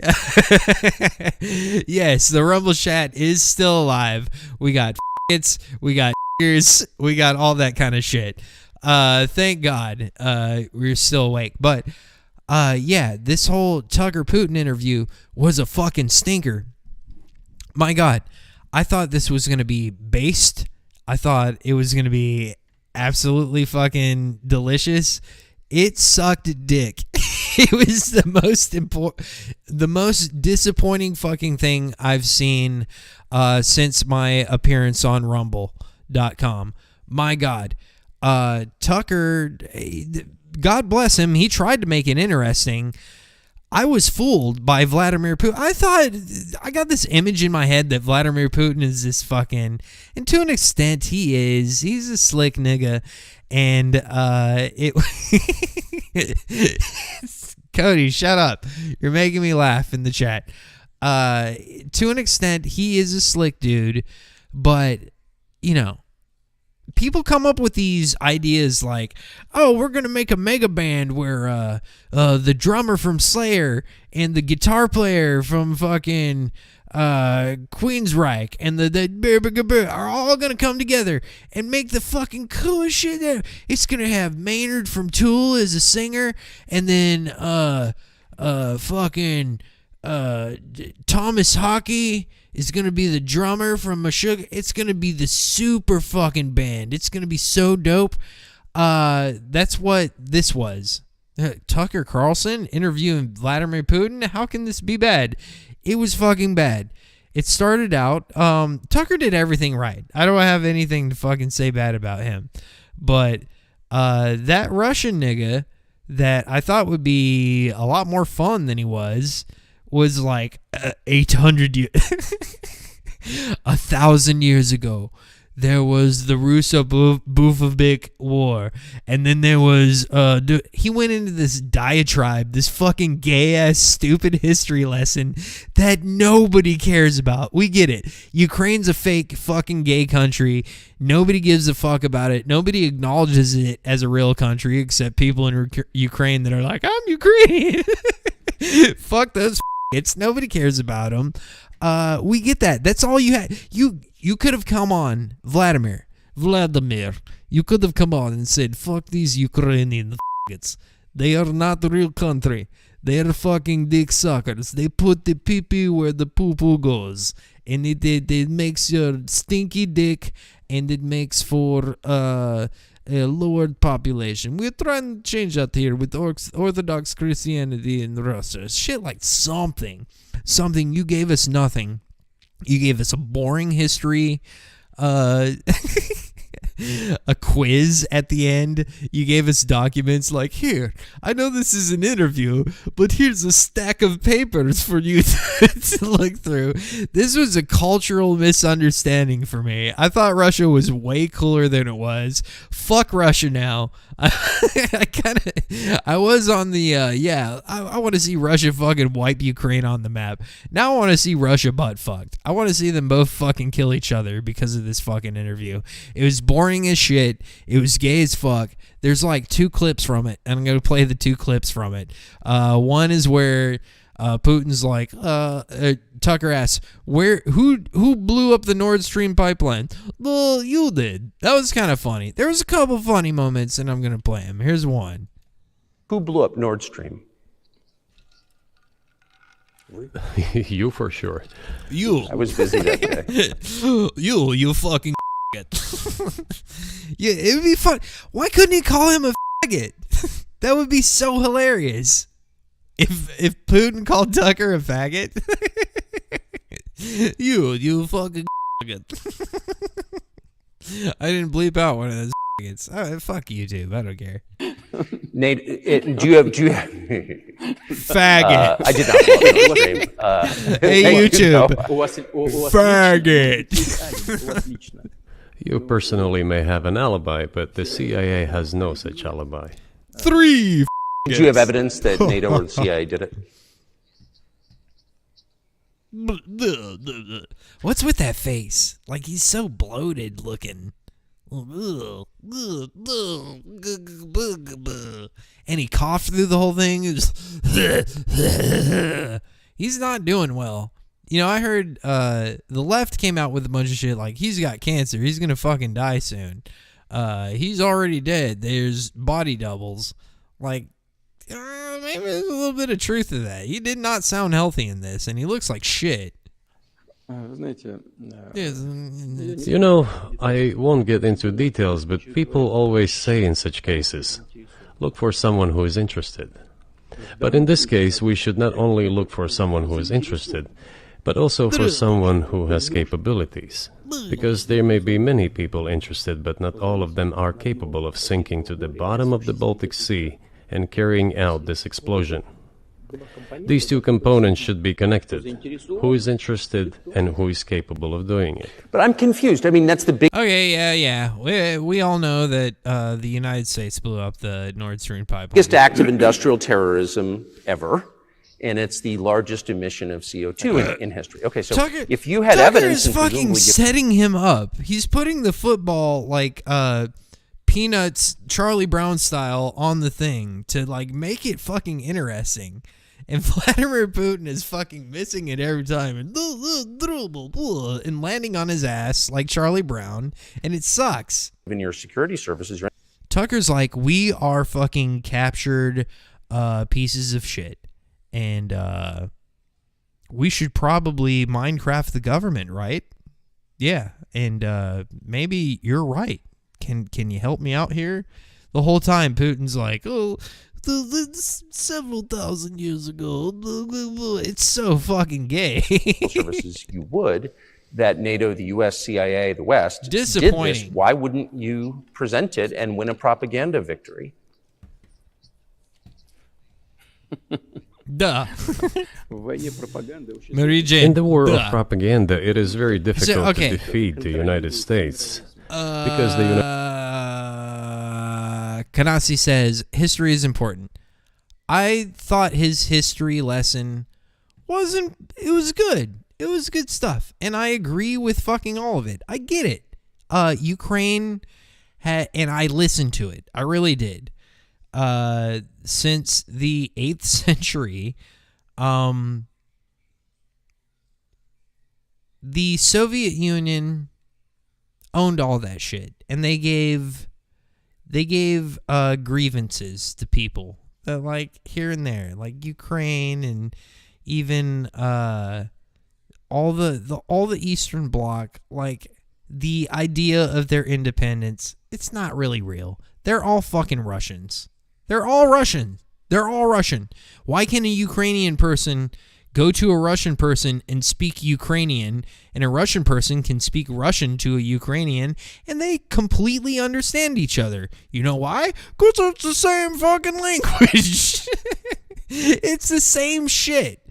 It's the difference between a Texan and a Californian speaking to each other. It's the same fucking goddamn thing. Yeah, I get it. Ukraine is Russia. It always has been. And Tucker kept pushing the fact, like, why didn't you just take it then? Because he didn't have enough money. And because it's a pain in the ass. I get all of it. Fuck Ukraine. Fuck you too, Putin, for being a boring fucking faggot.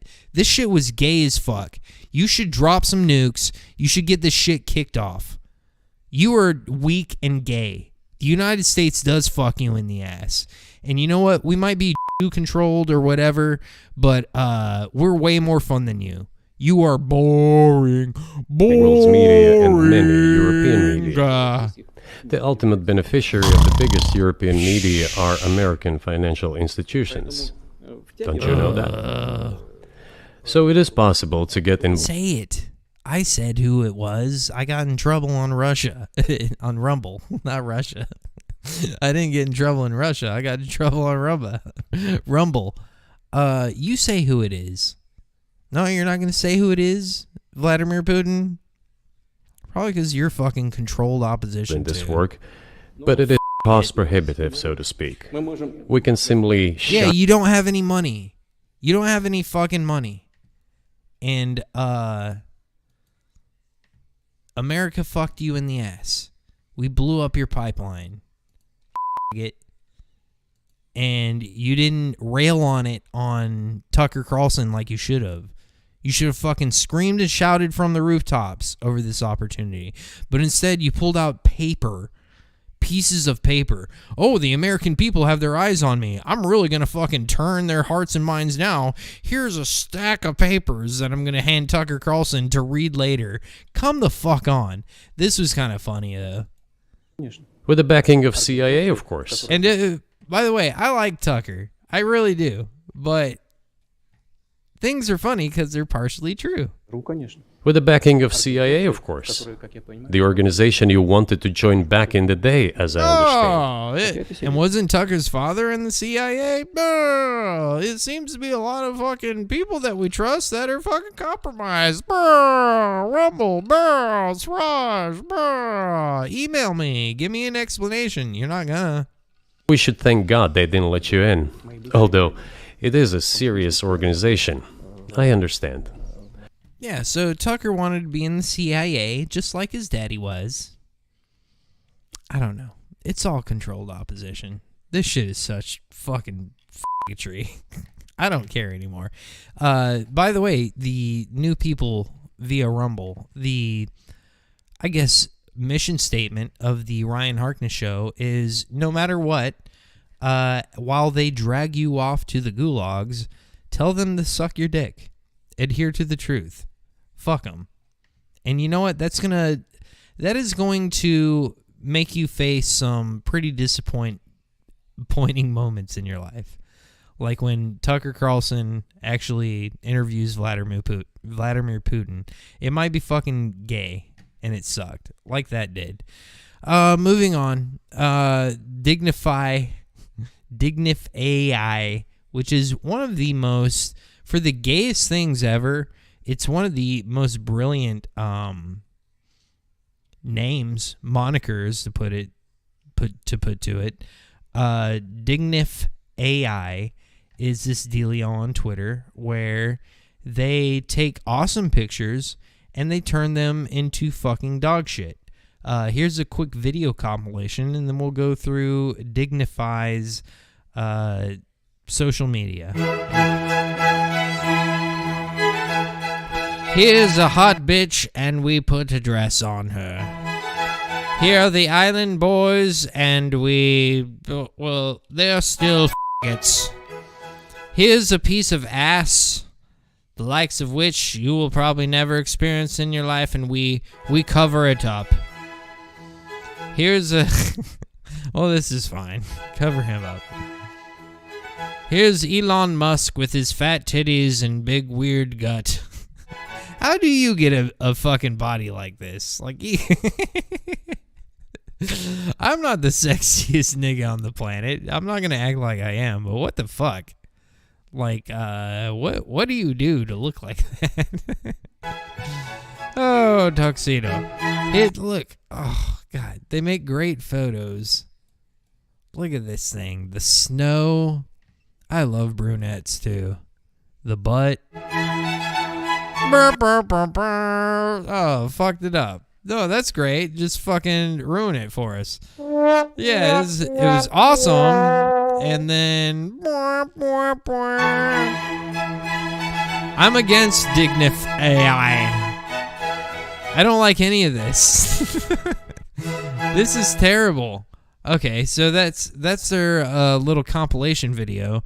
Let's go to their Twitter real quick and see what they got going on. Burp, burp, burp, burp, burp, burp, burp, burp, burp. Redundancy. All right, this is the Dignif AI. Again, it's a really fucking it's a clever moniker for AI. But look at the things that they fucking destroy. This has to be run by gay guys.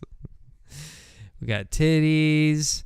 I think this is Hunter Biden. And I don't know what the original thing is, but I'm sure he wasn't holding a digitized glass of tea with like a 9-fingered hand.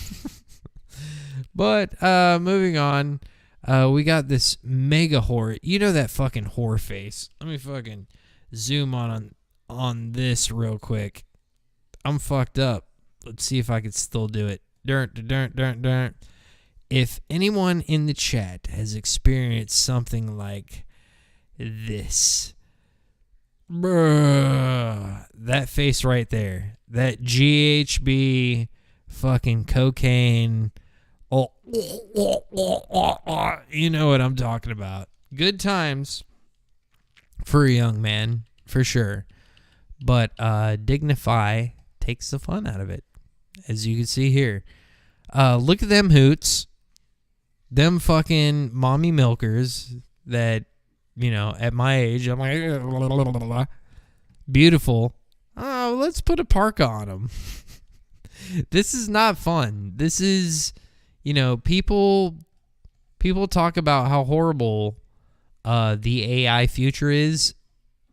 This is a parody. It really is a parody of what can happen with Protestantization of, remember the late 80s, early 90s, satanic panic, the Christian conservative bullshit that pushed us into whatever this is today. This is kind of a taste of it, but supercharged through AI. So, yeah, I get the joke. It's funny. Yeah, you got the little nerd face, yada yada. Dignif AI. It's a little fucking dealio. But all right, moving on. This is one of the worst things that I've seen in a long time. I tweeted out that this is the reason we need the word f*** it, and I stand by that. This is awful. Let's check out what happened.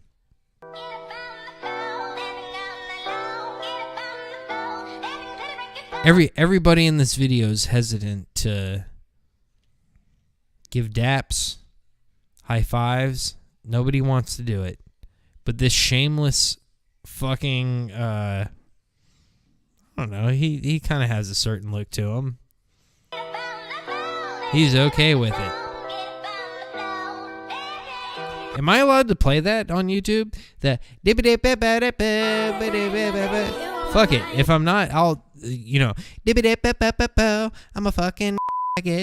I'm a fucking it. I'm a fucking it. I'm a fucking it. I am a fucking it. I am a fucking it. Look at me. I'm a it. I am a fucking it. I might be a nigger. I'm also a it. I am a fucking I am a fucking I am a fucking I'm a butt fucking I am a fucking I am a fucking I am a fucking Oh God. Yeah. So I would rather die than be. I don't know if that's a Spirit Airlines flight or otherwise, but no thanks. Every now and then on this program, I'm like, oh, this looks kind of fun. This is one of those kind of fun videos. I think this might be a fart gun. I don't know what this is. There's no explanation behind it. I don't even know if there's audio behind it. Let's see if there is audio. Oh, holy shit. There sure is. I've never heard the audio behind this. I think this is a true fart gun. You know what? Let me hear this again. I'm not lying. I only saw the visual aspect of this. I loaded up some fart sounds because I was like, oh, that looks like a fart gun. I loaded up, what do we have here? This fart? A little one, which I thought, let's see if I could time it at least. I'll try it again. Get this up here. Let's see. Dun, dun, dun.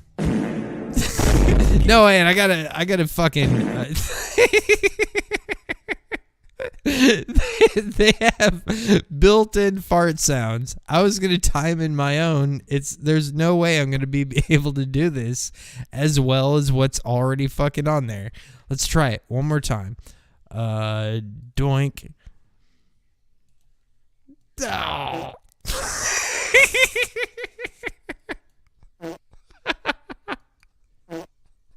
That's not good.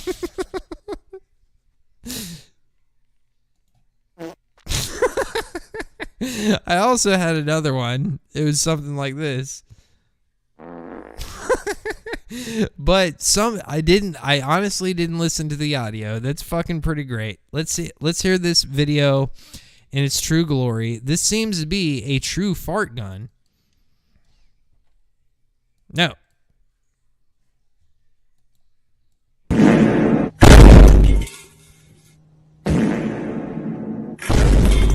What is this? It shoots a Dukin fireballs. That one even curved like a few feet to the left. 75 feet. You can see the fart traveling. It's coming slowly like a ghost.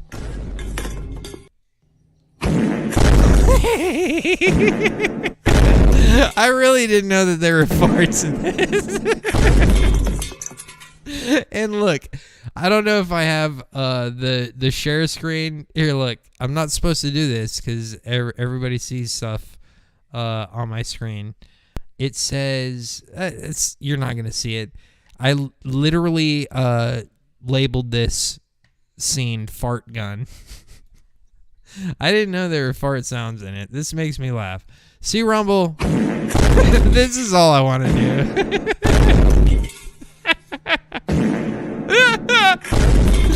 I don't want to talk about Jews. I frankly find that boring. I want to see people shoot farts from 75 feet away. That's way more entertaining to me. And you had to make a stink about it. You had to be like, don't you dare talk about our primary shareholders. There's going to be some fucking rumblings in the boardroom about your latest parody song. But you know what? What you should have done, as they say, was nothing. And what you would have seen on this stream, farts, dick jokes. That's all I want to do. It really is. I want to see a fart curve around the... I really didn't know that. Alright, that's enough of that. That's pretty good. See, this is the kind of shit that makes me laugh. Wait a minute. One more time. That initial fart is pretty dope. Oh, fuck. This show is so stupid. All right.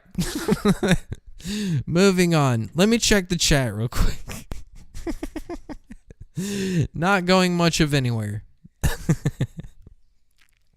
As I thought, on both ends of it. But Cody Austin, he kept going on like he kept going on like I thought he was a serious show, but was boring with nothing that I didn't already know. Yes, I tend to agree with you, Cody.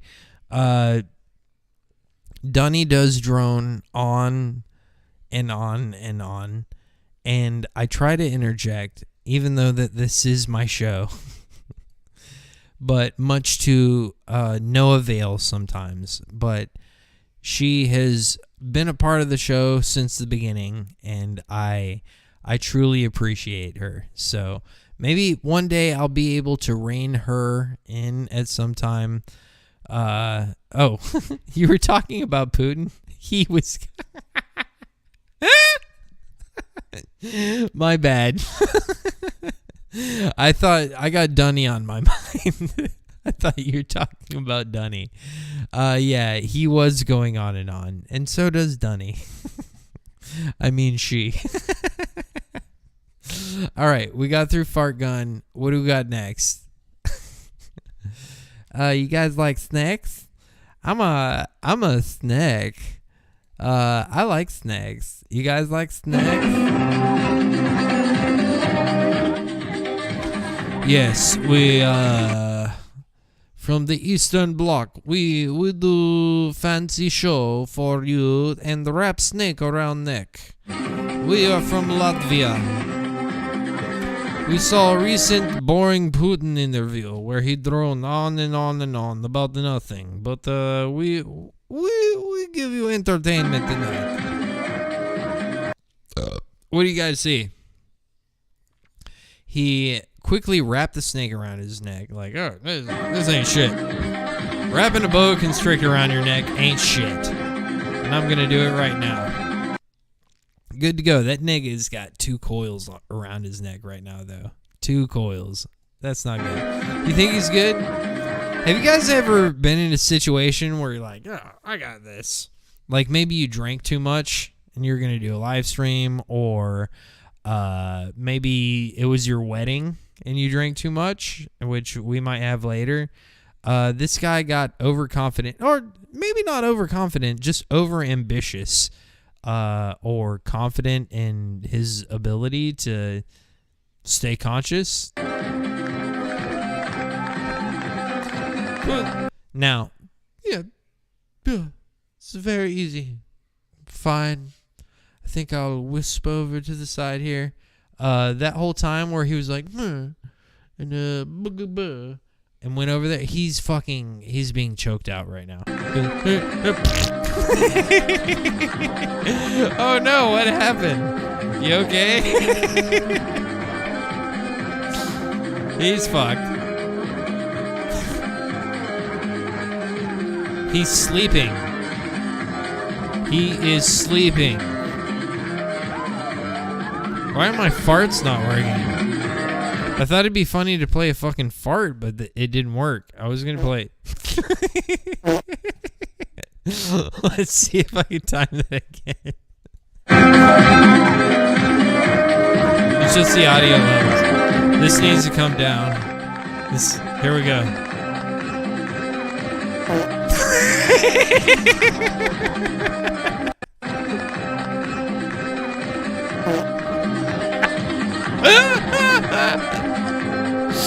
Oh, fuck. That wasn't very good. What I meant to do is something like this. Yeah, on the fly, I'm a master.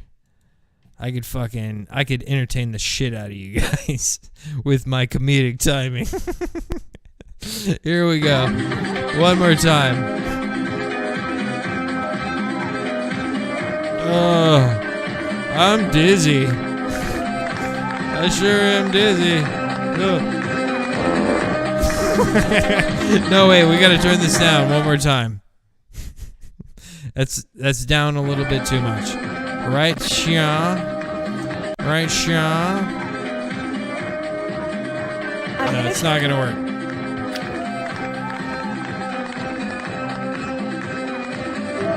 Sometimes working together look. Well, you guys get the point. The whole point is something like this. Yeah, overconfident, feeling good. Sound effects aside. Yeah, he fell the fuck out. Somebody came. He sat there for a good 8 Mississippi and did this weird I'm dying thing. People were like, oh, the music's fun, I suppose. And a black man. It is Black History Month. Of all months. Of all the months. You know what? Perfect segue. A black man saved his life. A black man came out, and I think that was a black man. But it is February. I have a Black History Month song.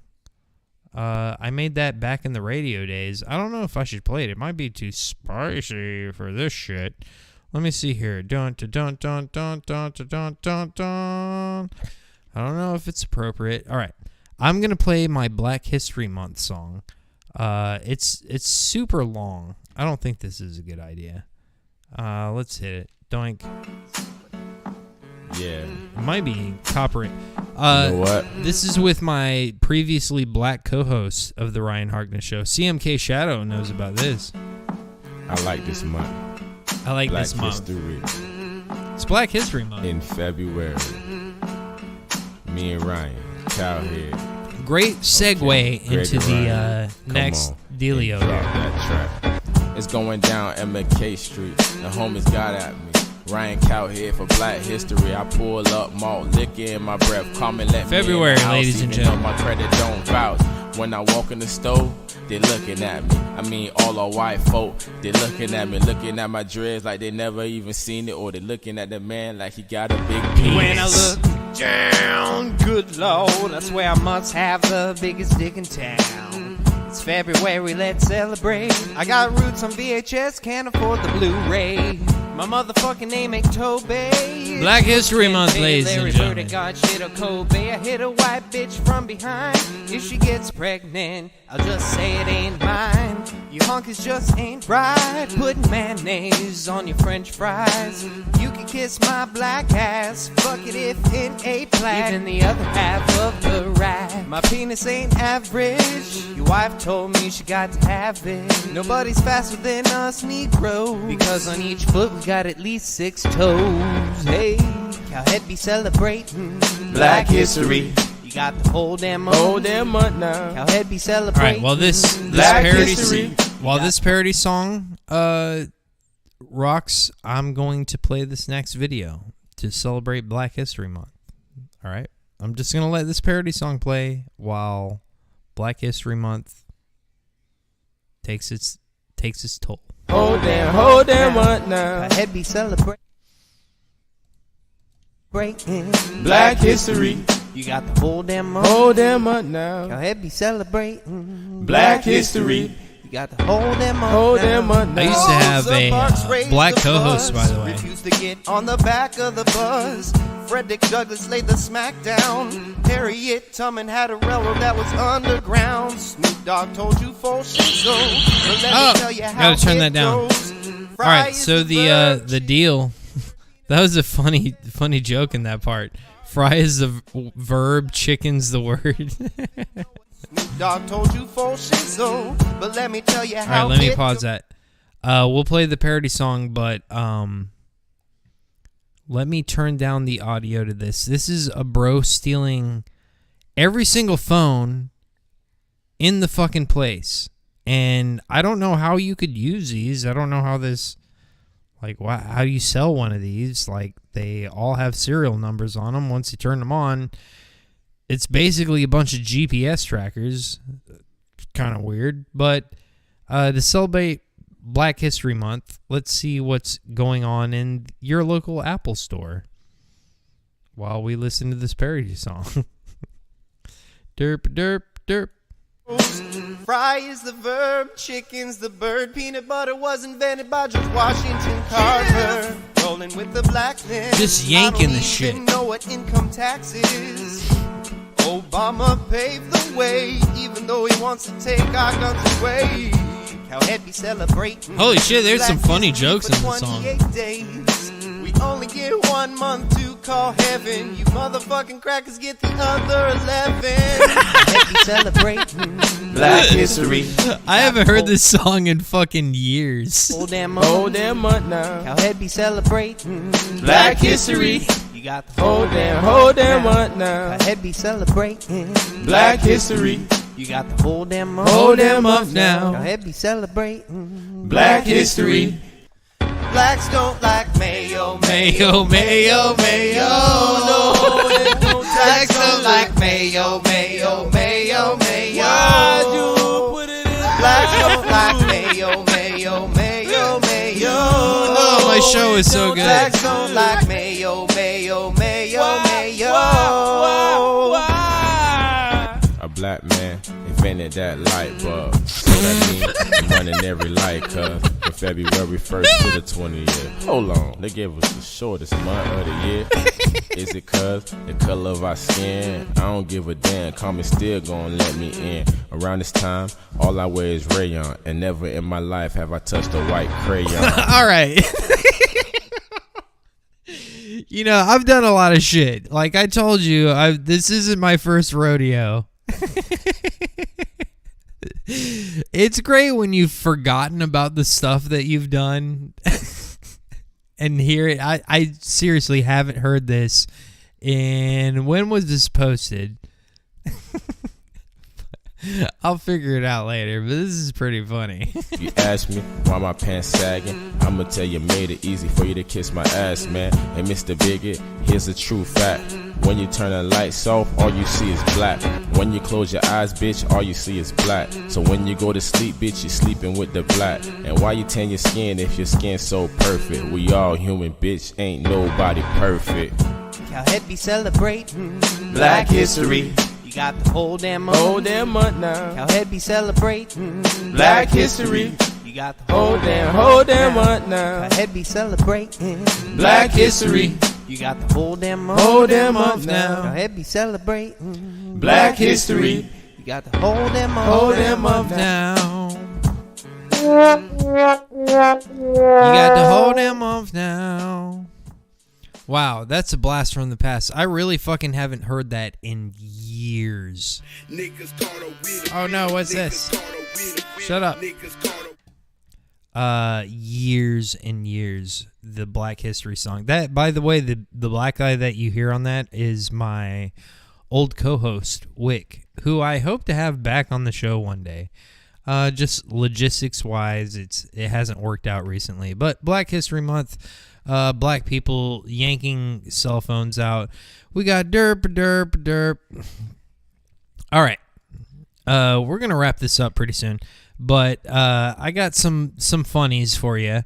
This is a brick boat. And I had a little fucking idea. Oh, no. Oh, shit. That's bricks in a boat. And people are like, holy fuck. And I was like, maybe I should like make a parody song on the fly about the bricks and the boat. And we're going to try to do that right now. This is just... This is me drunkenly trying to produce content for you guys. It's a boat full of bricks. So I had this idea. Maybe it's a bad idea, maybe it's a great idea. Oh. It's a brick boat. It's sinky to the bottom of the moat. It's a brick boat. It's not floaty. It's sinking down below. Oh, it's a rocker sinking down below the Davy Jones locker. If you think this song is sick, Look at the bottom of the ocean for the bricks. It's a brick boat. It's sinky sinky. It certainly doesn't float. It's a brick boat. Is it buoyant? The answer is it's not. It's a brick boat. See, Rumble, why are you trying to fucking block this show? Nobody would pay this show any attention if you just wouldn't. You could have let it go. You could have let it go, and I would have made songs about brick boats sinking to the bottom of the sea, and nobody would have cared. That's the kind of shit that I want to do, because that's the kind of shit that I think is funny. It's a brick boat. All right, we're about to wrap this bitch up here. We're not going to play the Justin Moan shit. How long have we gone on? A long time. Let me check the super chats. By the way, you can super chat this fucking stupid show by going to buymeacoffee.com/Harkness show. Let me check to make sure that I didn't miss any of those. Doink. And some people on Rumble have obviously donated, but thank you for the 3 coffees from somebody. And follow me at Ryan Harkness _ for sure. That's the important part. That's where you get all the juicy shit. I am fully intoxicated now. I have to wrap this show up. We got very few things left for you at this point. It's a brick boat. Come on, man. This show sucks. It's so stupid and childish. Why would this be the one thing that got censored off of Rumble? Come on. Because it's funny? It's pretty funny every now and then. And they don't like the funnies. They don't like the funnies. Like, we're the arbiters of the funny. We'll give you your Bert Kreischers and your who's that fucking get on TikTok, Matt Rife. We'll give you your Matt Rifes. We'll give you all these things, but don't look at the fucking Ryan Harkness show. Nothing like that. That's a little bit too silly. We'll wrap it up here tonight with this guy that got too drunk at his own fucking wedding. Kind of gross, if you ask me. You know, I've fucked up things that are important, like this very live stream, by getting too drunk. But it's not that important. I don't care about it that much. What about your wedding? That would fuck you up, would it not? Let me see if I can pot this up. Oh, yeah. All right, so homeboy, this sucks. You can see already, like, he's being propped up by Duder. And I've only watched this video once, but I think at some point, Duder looks at his boy that he's holding up, and he's like, God damn it. Like, why am I doing this? Oof. Oof.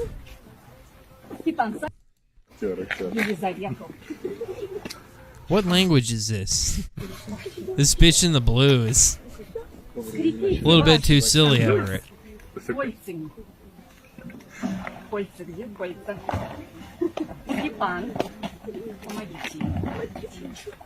Oof. It's bad when you have to do this. Like a shoulder thing, like you just throw homeboy's arm over your shoulder. I get that thing. You can grab it like that, prop him up. Ugh. But when you have to do whatever this move is, not that, but this, oh, the wraparound. Oh my God, you're at your own wedding, buddy. Oof. God damn it. This is obviously some kind of Russian or something. Like how well are things going on in your country? I got to see that again one more time. We're closing the show out with this too. By the way, thank you everybody from the Rumble side. Let me see. We still got 32 watching. My God, you guys are watching this bullshit. 33 deep. Oh, how I have you fooled. And how Rumble has you fooled, apparently. Skip to the beginning of the video to figure that out. But, yeah, this is the Ryan Harkness show. We're going to close it up real quick. I know we've had all kinds of shenanigans. We do this every Sunday night. Every Sunday night, 8 till whenever p.m. It's not almost midnight. It's 8:30 something. 11:30 something. I am fucked up off of scotch. I'm Scottish myself, so when I drink the scotch, I get scotch spicy. We've had a great show tonight. I've had fun, and that's what the show's about, having fun. It kind of takes a shit sometimes, but it never does so in a way that it should hurt anybody's feelings. And it seems like I've hurt some fucking feelings lately. I'm not trying to hurt anybody's feelings. I'm just trying to do a funny fucking show. So I'm playing a drunk guy at his own wedding. Like, this is the kind of stuff that I just find on the internet. And if Rumble, you just let me do my thing, like every now and then I'm gonna come out with a banger and it's gonna fuck you in the ass. It is. It's going to blow up your world because I'm pretty hilarious. Objectively. Look at the very first video or wherever it is now on my Rumble channel. It's pretty fucking funny. But that's to get you in here to watch this fucking bullshit where I could drone on and on and on and collect super chats and stuff like that. Let's take a quick look at the live Rumble chat. Since you guys are the new guys, we'll look in here. Thank you for sticking around, by the way. We still got around 30 people in the chat. No athletic activity. Thank you to Mary Jane Kanasi, or however you say that. Cody Austin, you're a fucking YouTube faggot.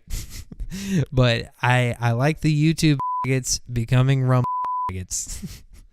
Because I like to have more fun over on the Rumble side of it. We even got CMK Shadow, old school fucking fan, on both YouTube and Rumble. All right, so we got it all figured out. Thank you to the Rumble side of the chat. Let's watch this fucking drunk guy one more time fuck up his wedding. And by the way, like why even get married after this? Like, this sucks.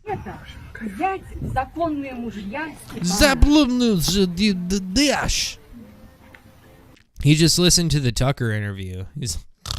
He's not even drunk. He just listened to back in 816 the Russo-Bufo war between people that don't even exist anymore. All right, just say Ukraine's not a real country.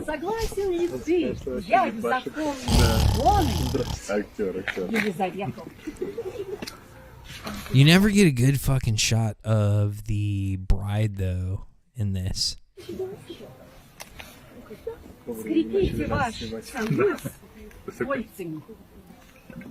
know, I wanted to bail, but we got one more video for you guys. It's not really a video.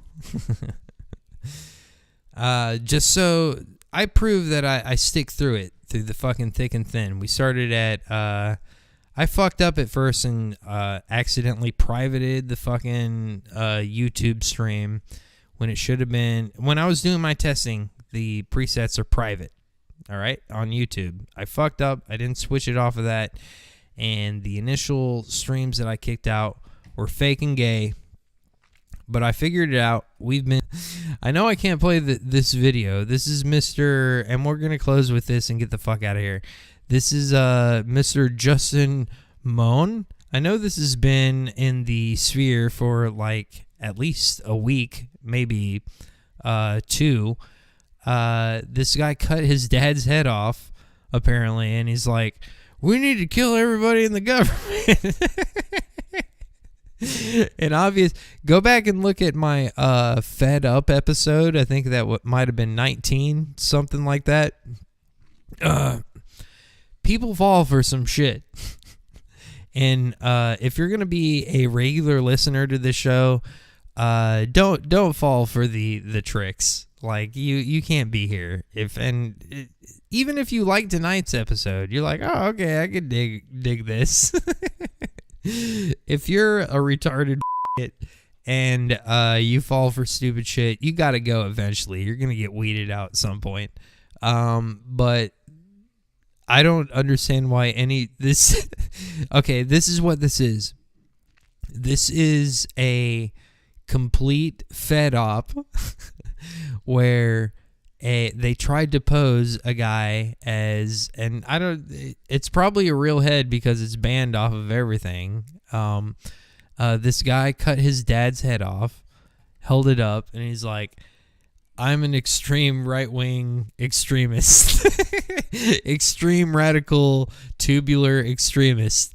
We need to do a bunch of shit in attempts to have everybody be like, hell yeah. We sure do need to do that shit.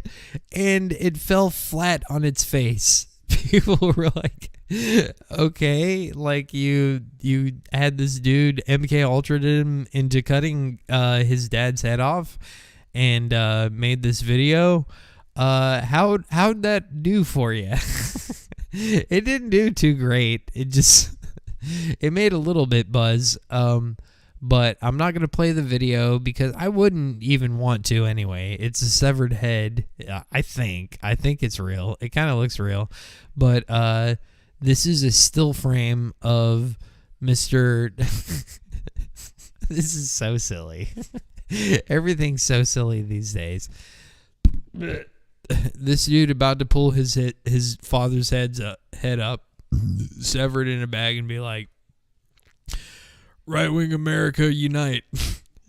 We need to fucking kill everybody in the government and follow my lead. Something like that.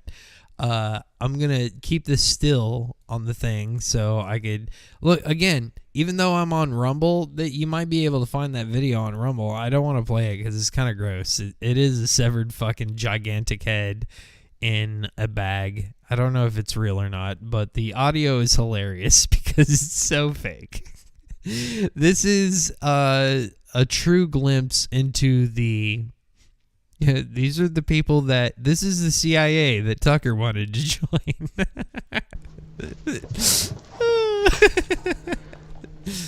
Oh, I'm looking at this. Is the head of Mike Moan, a federal employee of over 20 years, and my father.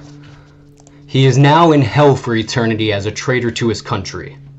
It is said that those who commit treason and betray others occupy the lowest pits of hell for all time. The federal government of America has declared war on America's citizens and the American states. America is rotting from the inside out as far-left, woke mobs ram...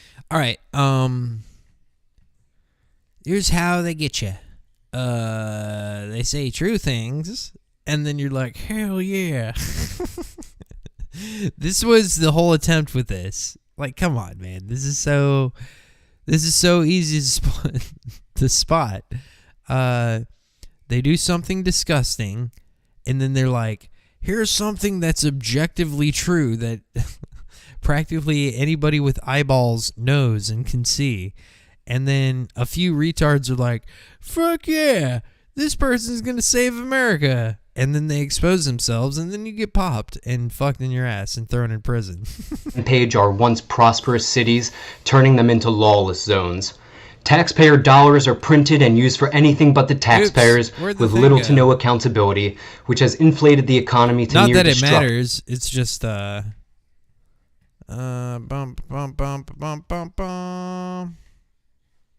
That's it, right? What's OBS doing? Yeah, that's it. And has made it so most Americans can no longer afford the American dream. Meanwhile, a fifth column army of illegal immigrants This guy says like nothing untrue during the whole thing. But infiltrates our border, and if the traitorous Biden regime is successful in sending America's military overseas to fight for Ukraine and die in a Russian winter. I love how he just shoehorns all this shit in there. Like, who falls for this? I don't like the Ukraine war. Biden kind of sucks.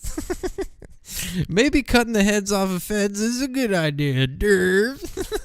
Just like every other military who has ever fought Russia in the winter, then America will be less protected. If you go and look at my, I think the episode is called Fed Up, where I shit on the whole Patriot Front thing.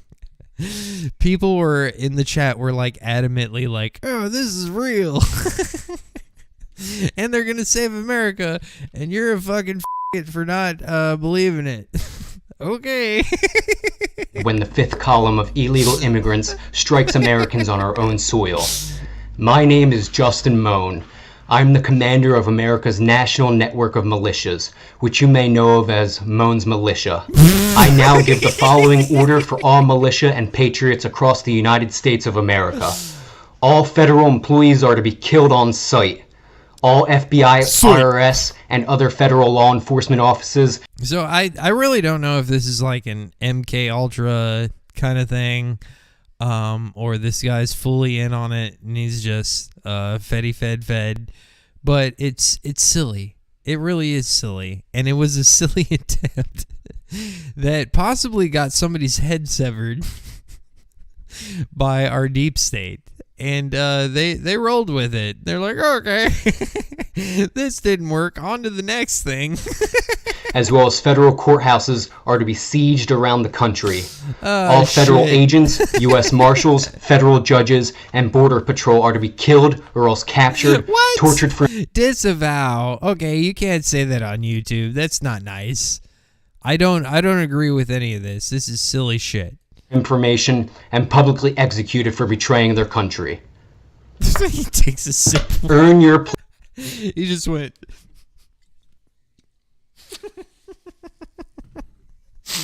Place in heaven by sending a traitor to hell early. I ask America's police, state National Guard, and military veterans to join your countrymen against the traitors in the federal government, unless you want to see Philadelphia and every other major city. Wilco in the YouTube chat says he's wearing khakis for sure.